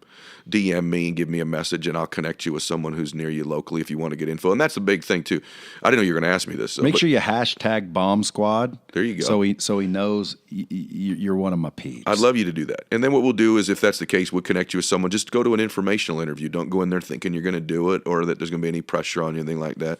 Go take a listen, see if it's for you. If it is, great. If it's not, move on and find something else. Why wouldn't it be? The timing could be wrong for you. You couldn't connect with the person you met with. You may not think they're the type of person you want to interact with because that's their only option. No, there's a whole bunch of other options. It could be that. Here's what I would say, because Ed's being humble and nice. Folks, if you're not making enough money, if you think you need opportunity, if you DM me all the time talking about how can you serve me, you can serve me by serving yourself. And WFG, World Financial Group, is an opportunity that anyone can take advantage of. You don't have to be a badass salesperson. You don't have to be a man. You don't have to be a female. You don't have to be black. You don't have to be white. You have to be smart enough to investigate and go look into it. Thank you for saying that. And that I will say this. something I'm real proud of is the diversity of our company. We have people from all walks of life, all religions, all socioeconomic backgrounds, all different faiths that have won, and I'm real proud of that. So I appreciate you saying that, brother. Thank you. I know 3 people in WFG. Like that's where they work. That's what they do, and they're all A, good people, but B, they're all making a ton of dough. Good. Yeah, that's great to hear. I'm excited about that. I'm proud of that. Are there people that aren't? Sure, absolutely. Why aren't they? They're not running the system. In my mind, they're not running the system correctly. They haven't given themselves enough time, potentially. Or they're not doing the right thing. Or they're not working hard. So we're not immune. Our company's not immune from people that don't work hard. Our company's not immune from people that don't execute on the plan correctly. So 100% I have people that fail, and it kills me. I want everybody to be successful. But how much did you make your first week?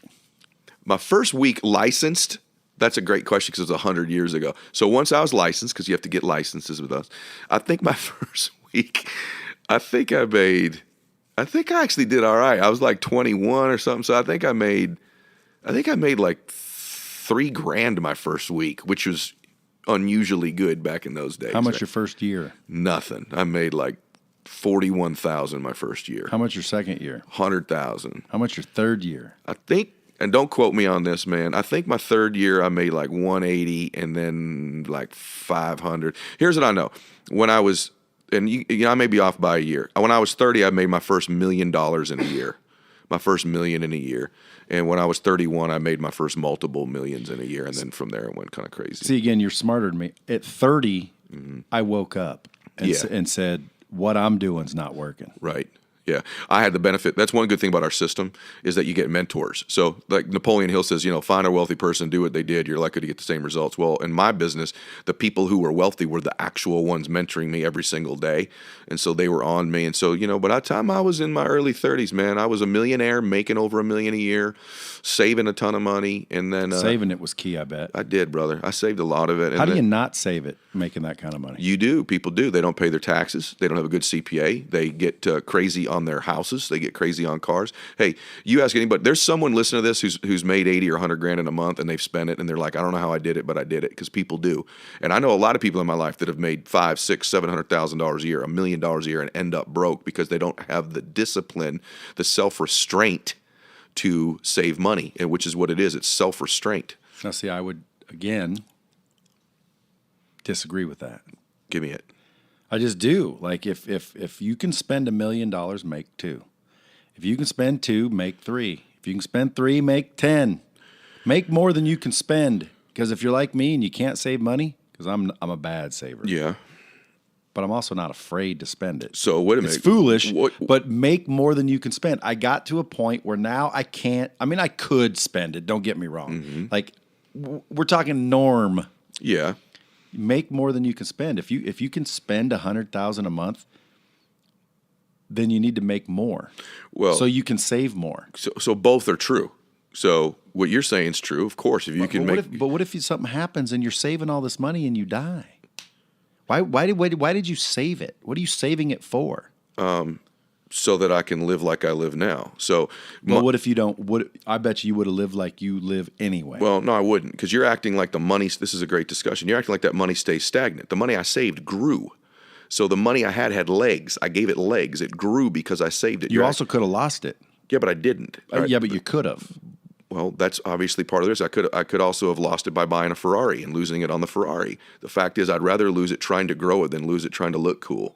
Well, that's true. I know. Trust me, what I'm telling you is right. Okay, I get it. But you're right about spending money. Sure, if you can make $1 million, make $2 million. If you can make $2 million, make $5 million. But I make my money make me money. So that's the difference. When I say spending it or I stacked it away, I'm growing it. You invested it. Yeah. And by the way, then people say, well, how do I make sure I didn't lose money? There's never a guarantee you're not going to lose money. However, buying and investing in things that you understand, like your own business. So to me, stacking money away, and you do this, by the way, you invest back in Lightspeed. Okay. Well, I thought you meant by stacking away, like you put it in the bank and don't touch it. Heck no. That's a joke. I want to, okay, good. I'm glad we're getting to the root of it. Well, that's what people think when you say you stacked it away. Like you put it away, you put it away, you put it away, you put it away.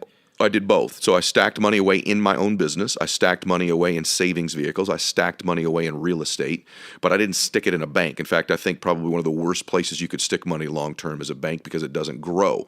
I don't want to save money for the fact of saving it. I want to save money so that it grows, right? And so that's why I saved. And I'm a real big believer in this because not everybody. Also, man, you have to be careful with this. Not everybody has the capacity to earn money that you and I do in our businesses, and I think it's dangerous for somebody who makes $80,000 or $100,000 or $200,000 a year to think, well, I'm going to spend $200 because I can make $500. Well, you better be in a model that you can grow your income like that. Yeah. That's another factor, and not everyone that listens to us is. And you are a saver because here's what I've watched. You just said it. Downstairs, you're going to expand. That, to me, is stacking money away in your company. You're saving money in your company. Some people might put it in a mutual fund or a life insurance policy or a real estate project. You're just smart. You put the money that you stack away in stuff you can control, which is your own business, which my dad, I remember it real quick, my dad telling me, you have this money machine that you're making all this money. The first place you ought to not get so crazy with your money because you could die. You could go broke. My dad said, you put that money where you understand how it would move. And the first place is the company you run and own is the best place to put your money back into as a stack away, as an investment. And then I bought things I understood, like real estate. I could see the property, understood how it worked. I invested and put money in the financial products that World Financial Group sold because I understood them. Right, I understood their backing, I understood how they worked, and so I used those products too. What do you think the best investment you ever made, ever in your life? Me. What is the best investment? Cheesy as it sounds, I invested in me, putting money back into my personal development and in my own business, investing in me. I'm the thoroughbred in the relationship here. You that are listening to this, you're the thoroughbred. You need to invest in you, in your company, in your improvement, in your body, in your mind. That's the number one investment you make because what you just said is actually, and where you were going is true. The more and more I know that I can earn, that I'm the money machine, that I'm where the value comes from, the more I can believe that, the more that's where that money should go.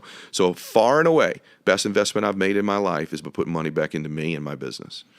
There's a bomb. There's a bomb digital right there. Now, listen, I always say this. Listen, you can't get rich making poor choices. It all boils down to choices. Should I invest in Bitcoin or should I not? Now, again, right now, someone will tell you should have, and give it a little while, and someone's going to say, I told you not to. So timing's everything. But listen, if you get good at making choices, you're gonna see that the quality of one's life is reflective of one's choices. All you have to do is figure out how to make good choices, man. No one can see this, but I pressed my finger down. I told him that's a bomb right there because your life is a conglomeration of the choices you've made. And it's that simple. And I don't understand why people don't just get that. Mm-hmm. It's so simple to succeed. It's just like, listen, and I don't have abs right now. I'm just telling you, it's so simple to get abs. Mm-hmm. Everyone knows how to do it. Go to any trainer in the world if you don't. Go to Google if you don't. Yeah. The question is, why don't we? Mm-hmm. Why don't we? How come he doesn't have abs? Mm-hmm. How come most people don't have abs? By the way, everybody, he just pointed at the camera guys, not at me, just so we're clear. Yeah, the camera guy. Because I got some abs. This camera guy over here looks like he's smuggling Volkswagens.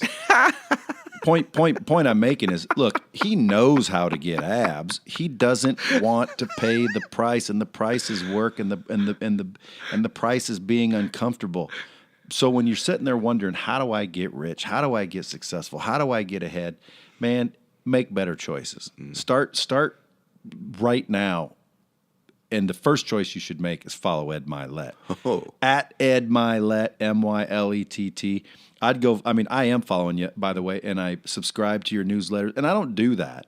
Thank you, brother. If you see my name in a newsletter of whoever's listening, that means I'm interested in what you're sending out. Thank you. I want what you're sending. Yeah, thank you. All I say on that, man, I agree with you about the choices too. And what's great about that is that means you have control. Right?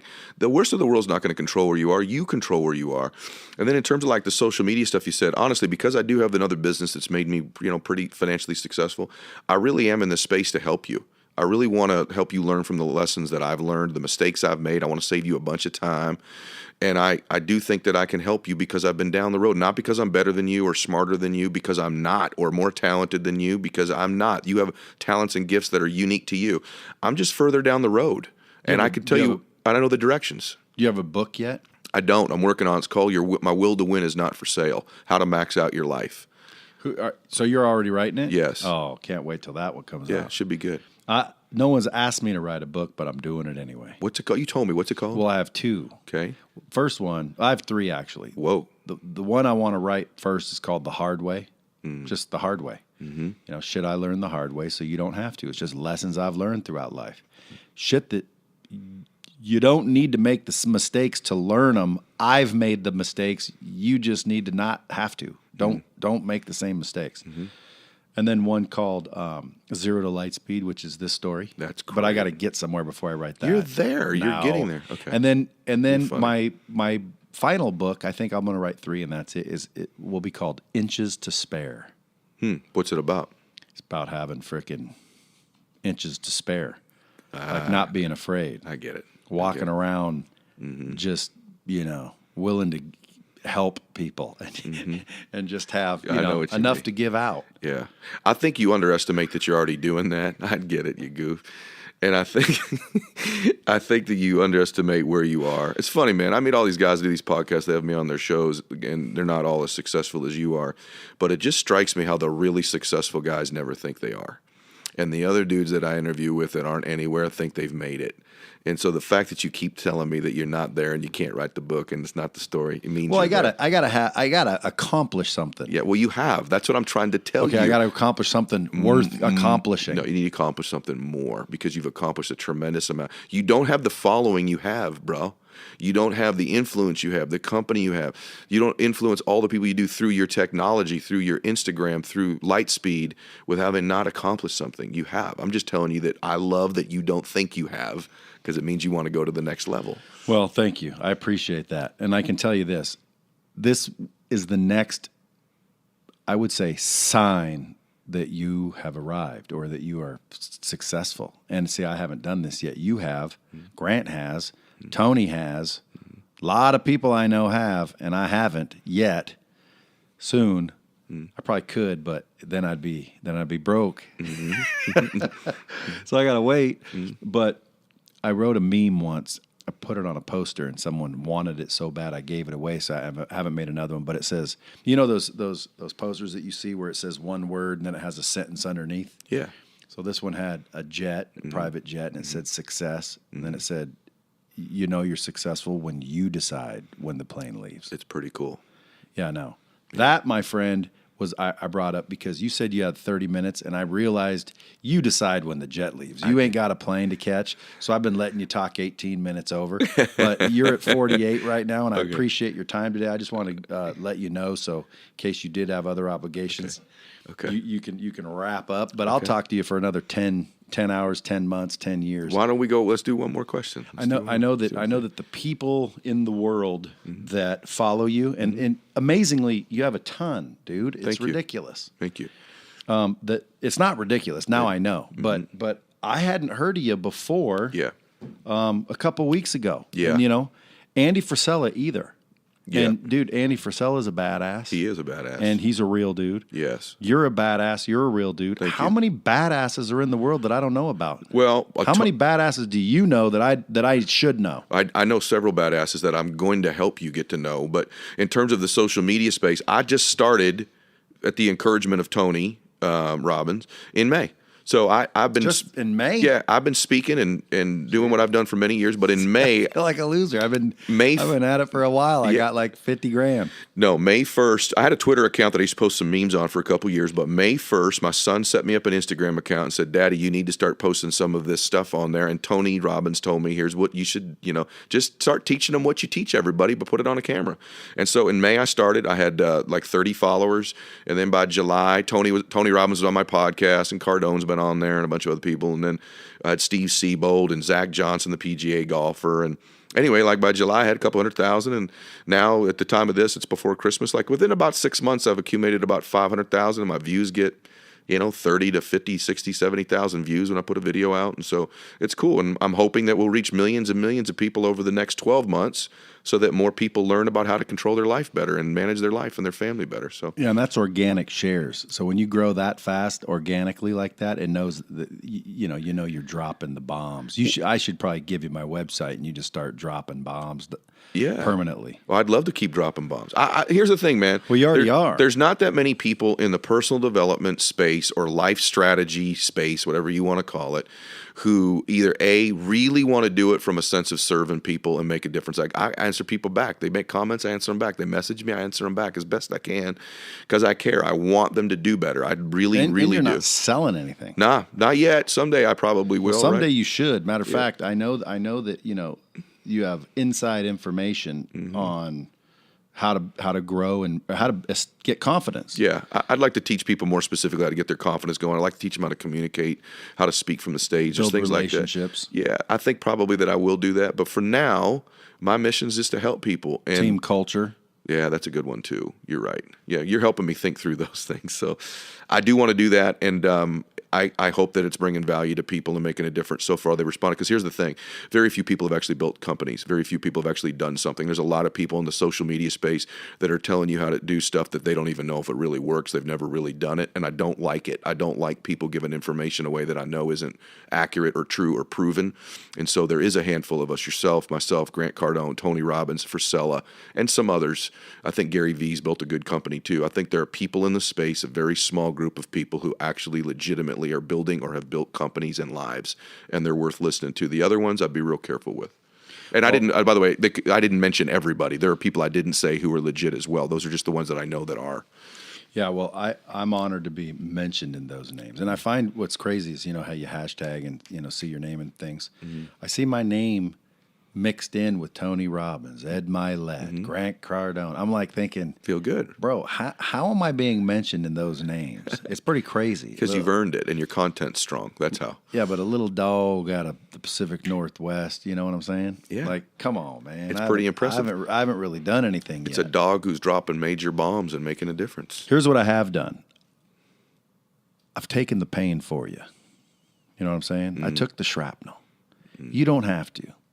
Not you. You've taken your own shrapnel. But I mean, I've taken some shrapnel. Remember when we were talking? Yes. So how many kids you got? I started telling you, dude, there's things where I have a friend of mine who does, big. He doesn't speak at conventions. He does symposiums. He's very academic. Every time I talk to him, I feel like I need to say, I feel that I would be instrumental in perpetuating the high quality image. But he's a very collegiate level academic guy. Yeah. We were driving around the other day, and he says, "You know what I like about you, hanging around you?" And I said, "No, what?" And he says, "Dude, there's just no judgment." I'm like, "Well, that should be the case no matter what." But he's so high level academic, collegiate, speaks at Harvard and symposiums and whatnot, and he literally told me point blank, "Dude, I don't know how you are where you are. Like by all." And he knows me a lot better. We've had a lot of conversation. He says, "Dude, you should be just like a regular broke worker." And I'm like, I don't even get what the F that means. But what he meant was coming out of where I came out of, getting the education that I got, getting the parenting that I got, I should be nowhere. But see, I totally and strongly disagree with him. All the information you need to win, in my mind, is inside you already. You need to have someone unlock it. Everyone's got the potential to win. Everybody's got the potential to make as much as Ed or Tony Robbins for that matter. Who's the next Tony Robbins? Tony's not going to be Tony forever. Grant's not going to be Grant forever. Who's the next one? It could be you. It could be the one listening. Unless you don't think it is, then it won't be. That's a fact. So I think instead of listening to other people, you should start working on yourself, listening to yourself, reach out, follow Ed, follow guys like Grant, Tony, invest in yourself. You heard him. The best investment he ever made was believing in himself, taking more risk, and investing in himself, making himself better. I don't want to keep you forever. Anything you want to know before we wrap it up? No, I want to thank you for having me and thank everybody for listening. Man, see? What a quality guy. And you notice he didn't drop one cuss word. Not even one. Now, will you drop an F-bomb? Yes, Publicly? periodically. Go ahead. F-bomb. No, I mean, just drop a double deuce. I'm not dropping a double deuce. All right. Hey, listen, folks, if you guys like my podcast, Dropping Bombs, please share it with a buddy. Go rate it at iTunes, because when you rate it, it cruises up the ranks, and then they automatically like display it next to the big name podcasters. And I want to be up there with the big name podcasters, not because I want to be cool. I'm already cool, because I want to help more people. And I get the top freaking names of people. Like Ed Mylett, dude, you couldn't pay him to be here. I couldn't give him money to be here. He's here because he freaking wants to be. See, that's the thing. Right. I watched a lot of your content, and I'm thinking, now, see, dude, he doesn't say a cuss word. Like, I need to start adopting that. And it's not because I want to, fake it. It's because someone might not share what I'm saying with someone else that needs it because I used a word that was unnecessary. There you go. And that's what I learned watching you. Now, I probably won't be able to do it. Same reason, most people can't get abs, because I'm not really going to like kill myself when I do. But I noticed that you just, man, it's almost like you were a pastor. No, I'm not that clean. Trust me. I haven't heard one cuss word, and I've looked at a lot of your content. Yeah, there might be some in there, but I do try to keep it clean, only for the reason that I do want it to be shared. And I got some young folks that listen to me that are under 18, that are athletes and stuff like that, and they don't need to be hearing me talk like that either. Dude, this is a freaking masterclass on building confidence. I'll tell you right now, too, man, there's a lot of people that need a little confidence. It's funny because I'm listening to you on how to build my confidence. Most people are asking me about how to build their confidence. Yeah. Well, the other thing is I keep promises to myself. My confidence comes from, by and large, I keep the promises that I make to myself. When I meet somebody who's not confident, I'm like, this is your fault, nobody else's, man. You keep breaking promises to yourself. You say you're going to eat a certain way, and then you don't. You say you're going to make an amount of contacts a day, you don't. You say you got to start doing what you say you're going to do, and you start building a reputation with yourself on small things. Then when you line your mind up for a big thing, you have momentum and a reputation where you're like, I'm going to hit the big one now. But if you can't get out of bed when you say you're going to, if you can't put in your mouth what you say you're going to, if you can't reach the contacts you say you're going to, how the hell are you going to become worth $100 million? Your brain doesn't believe you because it can't even keep the other promises. But you start keeping the small ones, then the big ones become easier. Dude, 100%. And I'll tell you, what's funny is my team the other day, yesterday or the day before, I think the day before maybe, text me and said, is Ed Mylett confirmed for Monday? And I said, yeah, why? Well, he hasn't responded. I said, don't panic. If Ed said he'll be there at 1 o'clock on Monday, he'll be there at 1 o'clock on Monday unless something major happens. And she goes, okay. Thank you. Oh, I am here.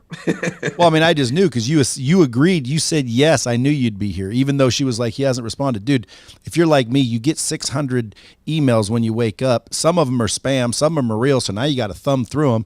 And then ultimately, by the time you get back from lunch, there might be another 100 in there. And now the ones that you were thinking about getting back to are now 4 pages deep, and you don't go that far. Yeah, it concerns me because that certainly isn't me replying. It concerns me that someone on my team didn't get back. But yeah, that's a sign of respect is to reply, though. I'm surprised my team. Well, I don't, dude. Hey, I don't want to get nobody in trouble. That's just what they told me. Maybe. No, I'm sure it's true. I'm gonna look into that.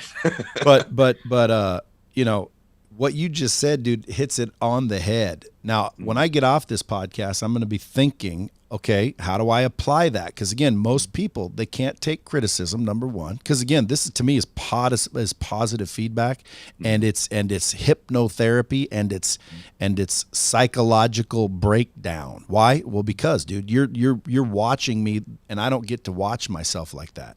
Yep. You know what I'm saying? And sometimes, when someone says something that I'm like, yep, well, then I don't bullshit myself and be like, well, yeah, that's a good observation. However, no, like that hit it right on the head. So how do I stop doing that? Well, giving myself a little bit of credit, it's happening a little bit more and more lately.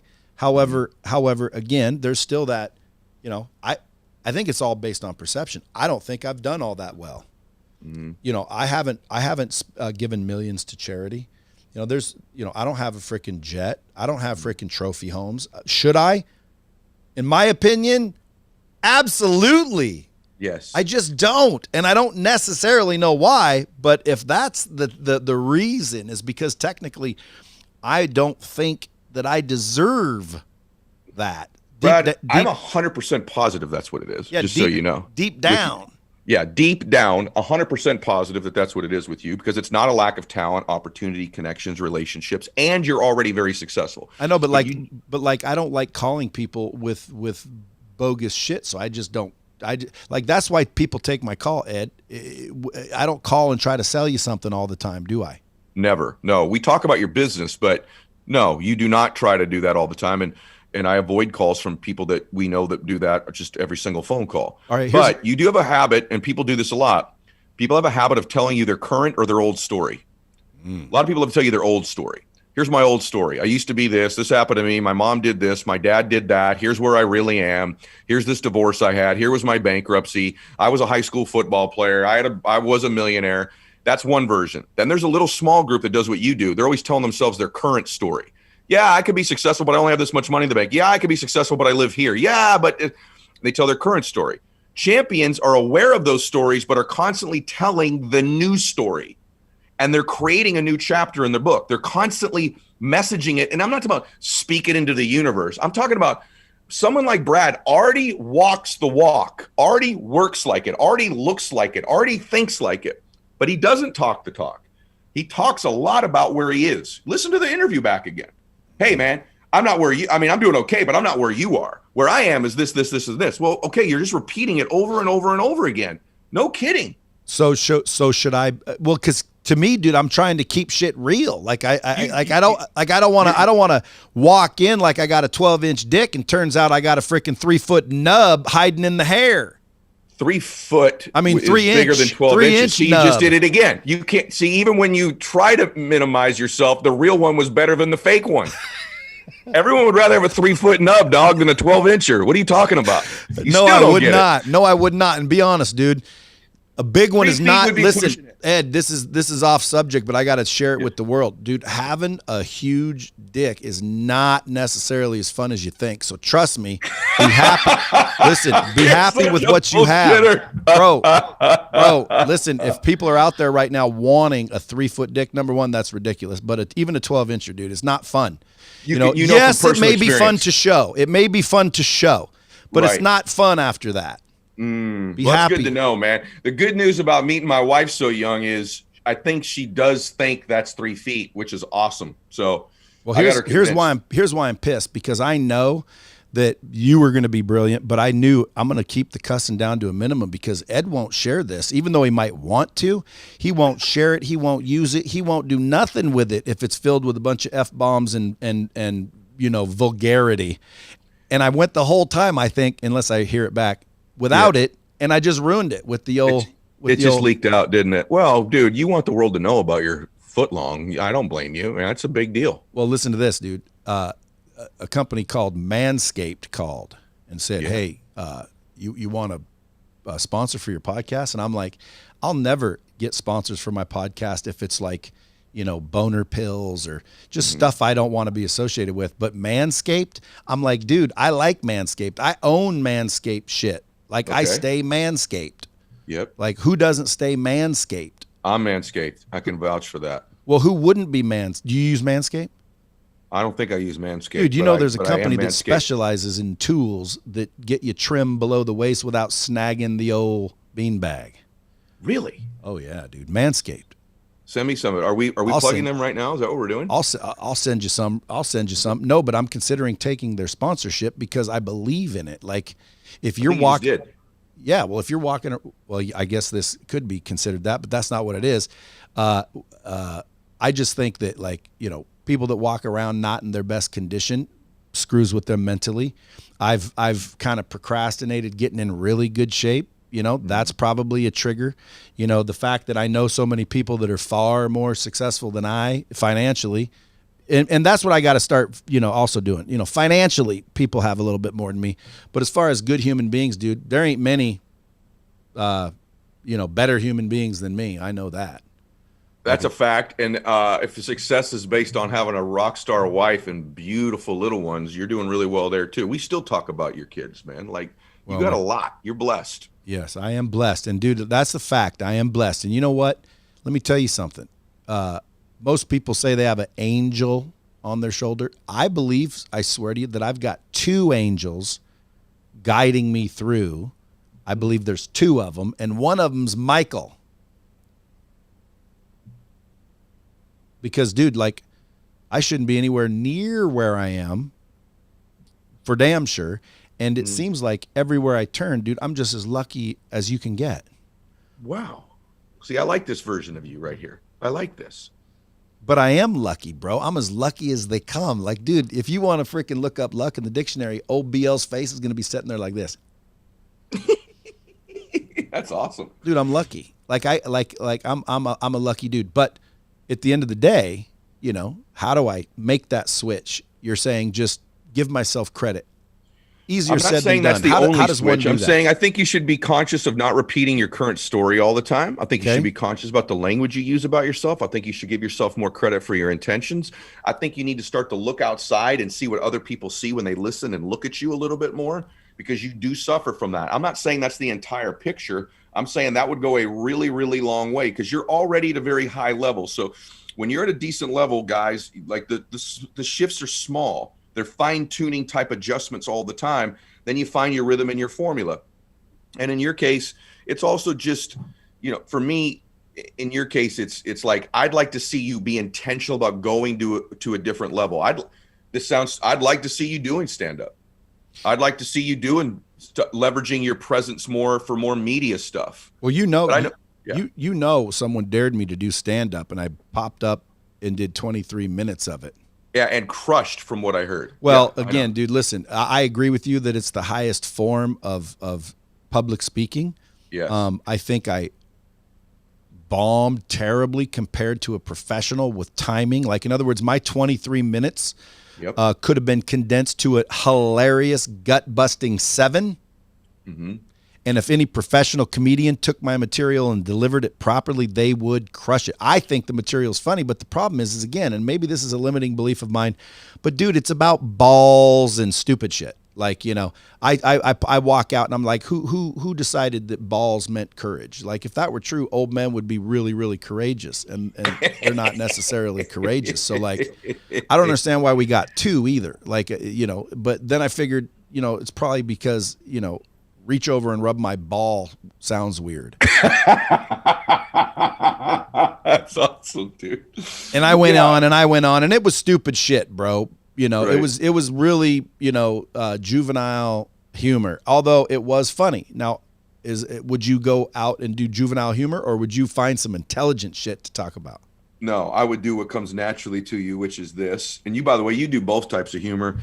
But like, so you did it again. You're like, well, it was good, but a professional would have, you know, you immediately go into this pattern of like, so before I forget, okay, so should I have said, dude, I freaking crushed it, man. I'm one of the best comedians ever. I know that if I did this intentionally, shit, dude, I'd be one of the biggest comedians that ever spoke. You should have been there. No. And now, what if someone was there? What if someone was there and they thought, dude, did you hear him? What a freaking braggadocious dipshit. Like, holy moly. And now when I was young, Ed, I don't know if you know this, but let me give you this for my psychology to factor it into your coaching. Okay. When I was young at 6 years old, I lied to everybody in my neighborhood saying that we were rich when we weren't. You told me on my show. I know this. Yeah, so everybody freaking gave me the freaking cold shoulder for years. Well, I don't remember how long it was, but it seemed like forever. And maybe that trauma of being rejected stems from that. And now I don't want to do that at all. So now I go technically the opposite. You know what I mean? I think there's somewhere in between. I think what would have been like, I think that's what you do. You reduce it to the ridiculous so that should you have gone out and said I'm the greatest comedian in the world? No. So that means then by de facto, you should not project into the future that you'd be good at it. Like, so you projected all the way to the most ridiculous, stupid thing you could say, as if there's nothing in between. So the in-between would be, you know what, man, I walked out. I'm a complete amateur. I do 23 minutes. How many people walking the earth could walk out and do 23 seconds in front of people? I crushed it pretty good, man. I got a lot of laughs. I enjoyed doing it. I was in a pretty good flow. I figured out some stuff I need to tweak so I could do it even better. But you know what, man? It's kind of maybe a place I belong. I felt like I was kind of at home. I was pretty good at it. And I could see myself getting a whole lot better because that was my first time. And I've heard dudes have really bombed their first time. And I didn't really bomb. In fact, I got a lot of laughs. I'm going to work on it. Dude, that's where I would be. Hey, listen, I think you could be a comedian. Yeah, well, maybe. Who's your favorite comedian? What type of style do you like best? A bunch of them are all friends of mine, but probably my favorite dude right now is Sebastian Maniscalco. He's Italian. He's hilarious. If you guys know Sebastian from Netflix, he's been on my show. He's right up there, man. I like all kinds of Jim Gaffigan, I think, is hilarious. If you know Jim, just all these dudes. Like, there's a ton of them that I just think are absolutely, totally brilliant. I think Chappelle is probably my favorite. Like, if I had to pick a dude who I just think he's just got so much swag. And what I like about Chappelle is comfortable with silence. He'll put it out there and he'll just sit back and let you roll in the laugh a little bit, right? And let it breathe. And I've learned that in my speaking. I'm such kind of a bull in a china shop, one thing after the other. I need to let some of it breathe a little bit when I make a point. Let it breathe. Maybe not say something equally brilliant the next time. Like, package it in there a little bit and let it breathe. Chappelle does that in an unbelievable way. Just little things he does, like, it's subtle, but it's all techniques about, when he does something real good, how he bonks his head with the mic, and kind of just falls out a little bit. It lets you fall out, and your body language mirrors his body language. And so he gets you to mirror him from the stage. It's awesome little things that he does. And so there's a bunch of dudes, man. And by the way, Nikki Glazer's been on my show. I think she's awesome. Whitney Cummings has been on my show. She's brilliant. So I don't want to just say dudes. I think there's tons of hilarious women too. Well, I can tell you that Chappelle is a master storyteller. Yeah. And so is Sebastian. Yeah. Well, I know who he is. I think he's funny. I don't think he's as funny as Chappelle, but he is a funny son of a bitch. And he's one of the highest paid, so it doesn't matter how funny he is. He's laughing all the way to the bank. Yeah, I think Sebastian had a bigger tour before COVID than even Kevin Hart. Yeah, like I was reading about Sebastian, or I never pronounce his name right, but that dude's funny as hell. But more importantly, he rakes the freaking dollars in, bro. You know him, right? So is he like a business? Is his business acumen high? I don't know that I know that. I know that he's a very smart man. So how is he making more money than other people? Is he working more, asking more? Well, my observation is that he's incredibly hardworking. His Netflix specials have really elevated him a great deal. And he's really serious about his career. Like, Sebastian's an actor. He's been in, multiple movies, I believe even Oscar movies where he's played different characters. And so he's also, like, a lot of comedians that I've met are very serious people off stage. Like, they're funny, but they're very serious. I would say, from what I know about Sebastian, that he's a very serious guy. Like, he's hilarious, but he's very thoughtful and serious. And, I really, really enjoy him. He's a real person. He's smart. You know what I'm saying? He's a smart guy. That's what you all have. You have it too. Incredibly high IQ, man, to be able to process information that quickly and put words together, like to walk out on a stage. Because, like, when I walk out to speak, people have paid already for the most part. Like, they kind of want to like me, right? Like, they kind of want to like me. But in comedy, there's a lot of people out there who want to not like you. Like, make me laugh, man. You got to win me over. That is not easy to do, and you can do that. It's a super unique talent. You're in deep thought. Who are the religious or faith-based evangelists that you modeled yourself after? I don't think I modeled, but I watched little things they do. So Billy Graham, a guy named Rob Parsley, TD Jakes, Creflo Dollar. Let me think. Joyce Meyer. And dude, you're big into your faith. Yes. Now, have you and Benny Hinn? Hey, have you and I ever discussed the name? Like, we all say Jesus when his name was actually Yahshua. You told me that, yeah. Yeah, but did we ever discuss it? Did you ever give me any counsel on that? Like, what's your thoughts on that? Why it doesn't make sense to me. If I said, "Hey Ed, call me Bradley," and by the way, if anybody asks, please tell them my name's Bradley, and then someone else changes it to Bubba, and 200 years later, everybody's saying, hey, thanks to Bubba, and Bubba told me, and praise Bubba, when I specifically said, don't forget my name, sing praise to it. Give credit to it, call upon it. It's pretty important. And then everyone changed it to Bubba. What do you think of that? Okay, so people ask me that all the time. How do you line up some of the inconsistencies or things like that? Number one, both of those are stories that have been repeated from thousands of years ago. So neither one of us know that he really said, "Call me Yahshua." We've That's read what the that as scripture another. says. I know, but I'm saying that. I'm saying that they're two different. That Scripture was written. The point that I think I'm making is that people to discount faith say, "Hey, the Bible was written 50 to 100 years, 150 years after Jesus died," right?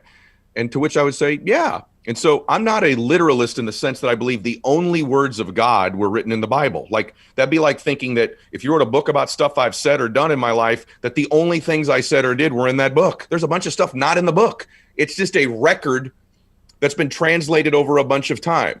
So for me, faith means there's a bunch of stuff I don't know and I don't understand that I don't surrender to. But the reason that I know that there's a God in heaven, and then the reason that I know that you know that, even if you don't know that, I know it. I know you've sought the answer to it since you were a little boy. It's the primary question of your life that's on your heart and your soul is, what's the truth? Where do I go when I leave here? Right? And I think God reveals themselves to people in different ways, different images. Like, I'm pretty sure Jesus wasn't a white guy with a beard with long hair. He had much darker skin than that.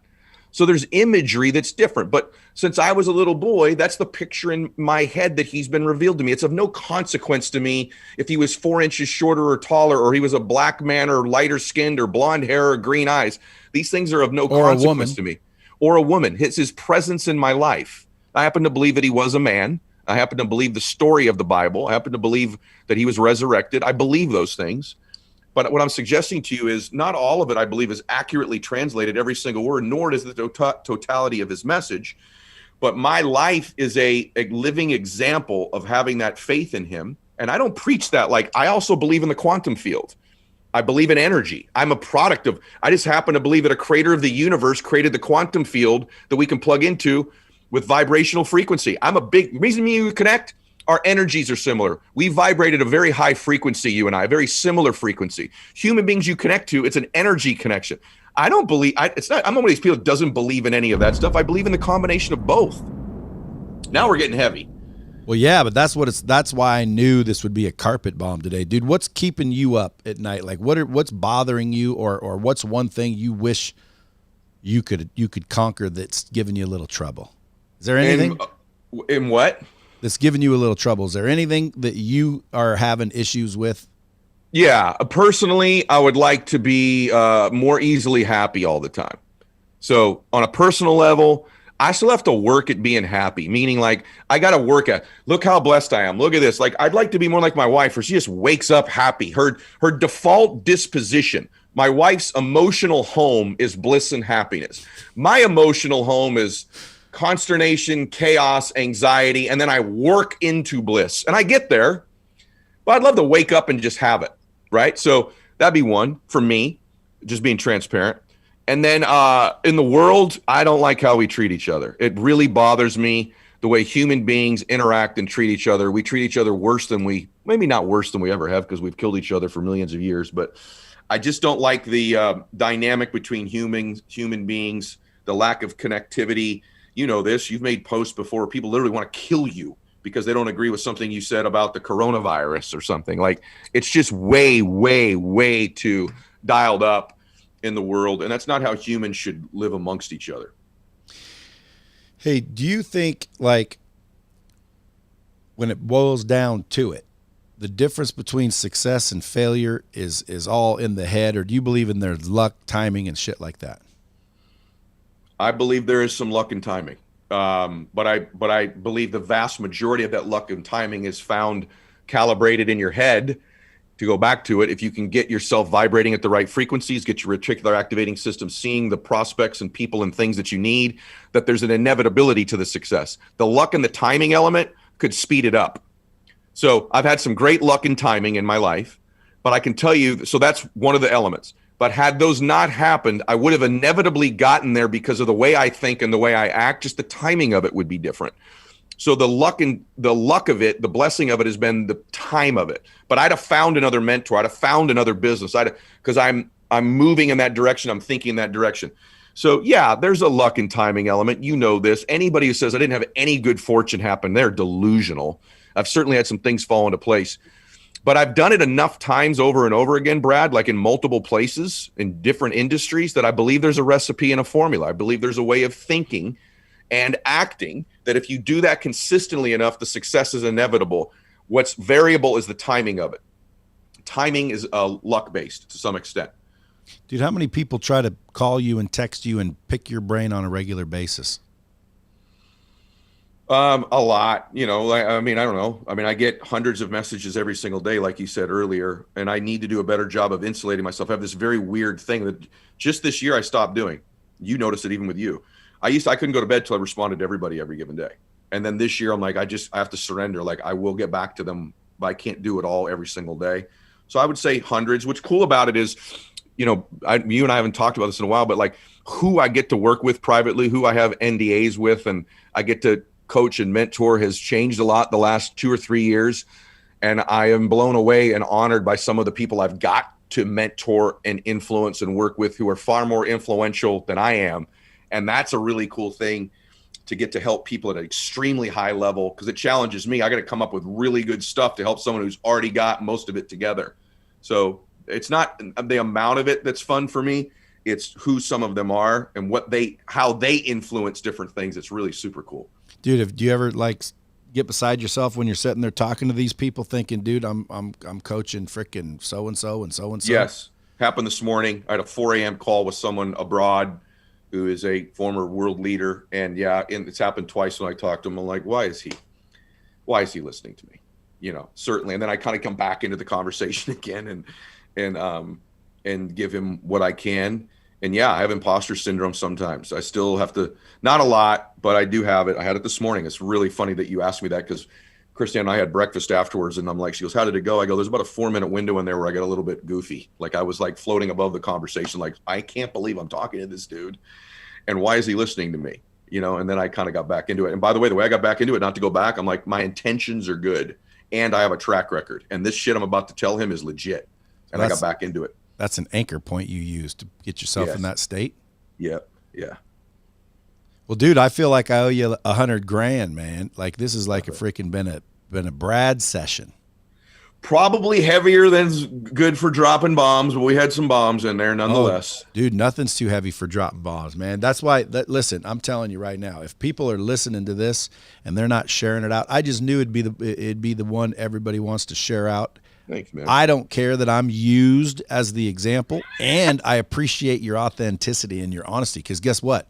You're 100% correct. And if I can't make these changes because I can't see myself, then basically I go on for years and years and years. It's like walking up to a dude and you see a booger in his nose and you don't say nothing. I think you're a dickhead. Like, do you really want to let that person go walk around the room with that same booger going in and out with their breath when you saw it and you didn't want to say nothing? Yep. That'd be like seeing your 3-foot thing and not at least acknowledging its greatness. Like, how do you not acknowledge that? But you got to say something, right? Dude. One thing on the coaching thing, I just want to say, you don't get to choose how they say it to you. So too many people are like, well, I'll take advice, but you have to say it the way I like it. Don't say it in public, or, don't raise your voice, or that's not how it works. You don't get to choose the way your coach coaches you, right? And too many people are too sensitive to that stuff. Just take it. Let it improve you, and point out the booger. 100%. That should be in the Instagram clip. Point out the booger.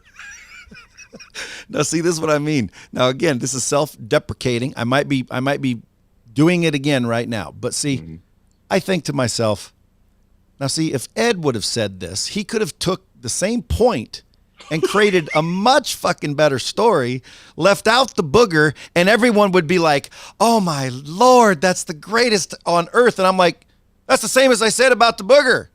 But I fuck it up with the booger.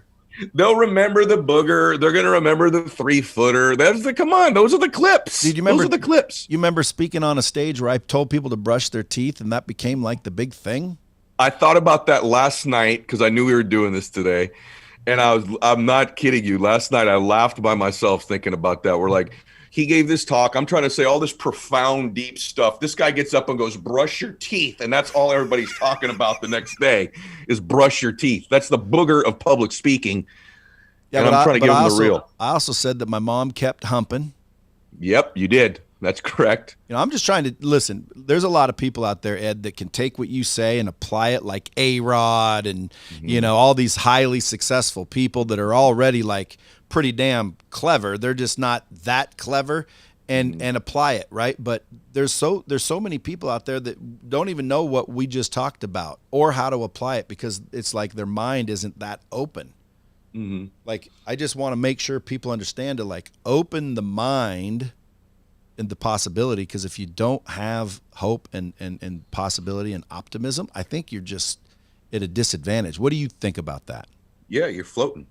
You got to become aware of what you don't know. You have to become aware of the things that are going on around you that you don't think about, that you don't see. Self-aware. Yeah, and when you do that, like, it's my favorite people, man. I was a conversation a couple of weekends ago. Like, all my friends are very unique, different people. They're all crazy. I said, you have to be my friend. You have to be two things. You have to be super interesting, right? I don't care. My best friend runs a transmission shop. So he's very wealthy. He's successful, but he's not ever going to be worth $1 billion. But he's an undercover millionaire. You know what I mean? He's a successful dude. But I said the second thing is self-awareness. Self-awareness is extremely attractive to me. It's really endearing. And that's, you know, I hate to keep going back to you. That's one of your great strengths. You're almost too self-aware. You're aware of a version of yourself that's not completely big enough or accurate enough. Well, dude, send me a number, text me a number that you want in order to get me there. Okay, I'll do that. Let me think about that. Yeah, and then remember, because I told you an hour and we're way over, so I'm going to let you go. I know you got shit to do and you're just being polite. Keep in mind, if you ever do go on Clubhouse, you know, let me do a fireside chat with you.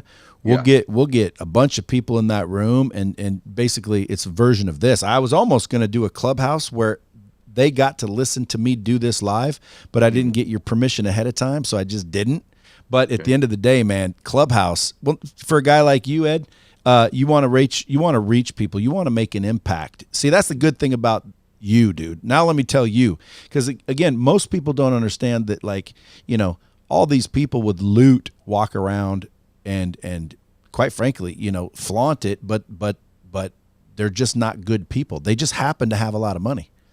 There's a few people that walk around and actually do something with it and make an impact with it and actually give a shit. And that's you. You're one of those people. Thank you, bro. I appreciate that. Well, that's the good part, right? Is when because you said earlier, you made a comment that, you know, sometimes we feel guilty having a bunch of money. And I think the only way to feel guilty from having a bunch of money is if you know deep down that you're greedy with it. Like, why would you feel guilty having a bunch of money if you're just out there freaking showing people that it's possible, helping people financially in a million different ways, and literally like making a massive financial impact as well? Yeah. And you don't even talk about it. My dad used to tell me that. That's what my dad used to say. Yeah, and you do a lot of that without even anybody knowing about it. Like, nobody knows. It's not on the front page. It's not, you know, talked about. It's not an opportunity on social media. No one even knows about it. Yeah. And by the way, I started my own charity, Ed. It's called the Brad Lee Wife and Kid Foundation. If you ever feel bad. Who's that benefit? Who are the beneficiaries? My wife and my kids and me. Oh, that's shocking. Okay. You know? Like a Global Express. If it's ever just sitting there and you want to donate it because you know you want to make an impact in somebody's life. Let's start with, I'll take you to that speaking gig for the thing we were doing. What do you mean? The one that the speaking gig we're doing together. I'm gonna come pick you up. We'll start with that. Okay, good. Start with that. Now let me ask you a question. If you ever do Clubhouse, let me do a fireside chat. Commit? Yes. And at some time, doesn't have to be a particular time, but cool. Appreciate that. Secondly, dude, I literally am planning a little 3-day sneaky exclusive event here. I'm calling it Real Success. Why? Because, dude, shit we talked about like today can provide it, but people don't have it. So I'm high ticket item. Okay. I want to reach out to your people and see if I can book that, but just be considerate with the old friend action. Okay. Because, dude, I want real people here. I want people here that, like, I listen to. And I'm not going to just bring in a bunch of people. There's no slide decks. I know you don't sell shit. So it's like I need real people to come give real value. And when I think who, I'm thinking you Andy for the people that you can't get. And if you can get them, they're flying in private, and I can't expect you to pay your own gas. And I got money, I can pay, but dude, just be kind. And if you can make it to that event, dude, I'd love to have you as the main freaking dude. Okay, I'll do it. You will? Yep, I'll do it. Done deal. Just give me the dates. Make sure the dates work. Done deal. Offline, I will. And man, folks, share this out. If you guys are smart, you're already following him at Ed Mylett. You can follow him on all platforms, and you should. His podcast, like I said, professional version, not quite as good as this one, but it's a professional, clean version. How's that? Am I getting better? It's close. Like, dude, I got one of the top podcasts on planet Earth, and it's all because of my listeners. But in reality, it's all because of me. Right? It's my charm, Yes, it's my sir. wit, it's my ability to have conversations with powerful people and not get scared and withered and ask people questions that matter. Mm-hmm. That's because I'm so freaking badass at podcasting. There you go. Now, We're see, I starting. went You not- turned the page. Dude, I went to the extreme again. You went Listen, over I'm the going to other work way. on those tips, Ed. You're a freaking master. I appreciate you so much. And if anything I can do for you, reach out to me. Obviously, shoot me a text. I'll come anywhere you need me to come. I'll freaking do anything. And last commitment because I got you on the spot. It's easier to get people to commit when the shine's on them. One of these days, when my game's good enough, I'm gonna come hang with you and Cabeza. That's an easy one. I know, but you guys gambled. You gamble crazy or no? Yeah, we do sometimes. We can dial it down. Yeah, I got to get my game up, dude. I got to get my game up. I'm shooting like freaking, 98 to 110, and you guys are freaking scratch golfers, dude. We're not scratch, but you're a little higher than us. But we'll give you some strokes. We'll figure it out. I would love that. That's an easy one. All right, man. Appreciate you. You're awesome. I love you, brother. Until next time, man. I love you. I got to jump. Keep it real. Okay. Folks, you heard me. Wrap it up. Share it out. Till next time. What's decline mean? I make money when they make money. Our job is to make them money, show them how to make money, help them make money. If they're making money, we're doing well. If they're not making money, they're in decline. That is not a good thing. Guess what? I can ignore the motherfuckers all by myself. I ain't paying you to ignore my fucking customers.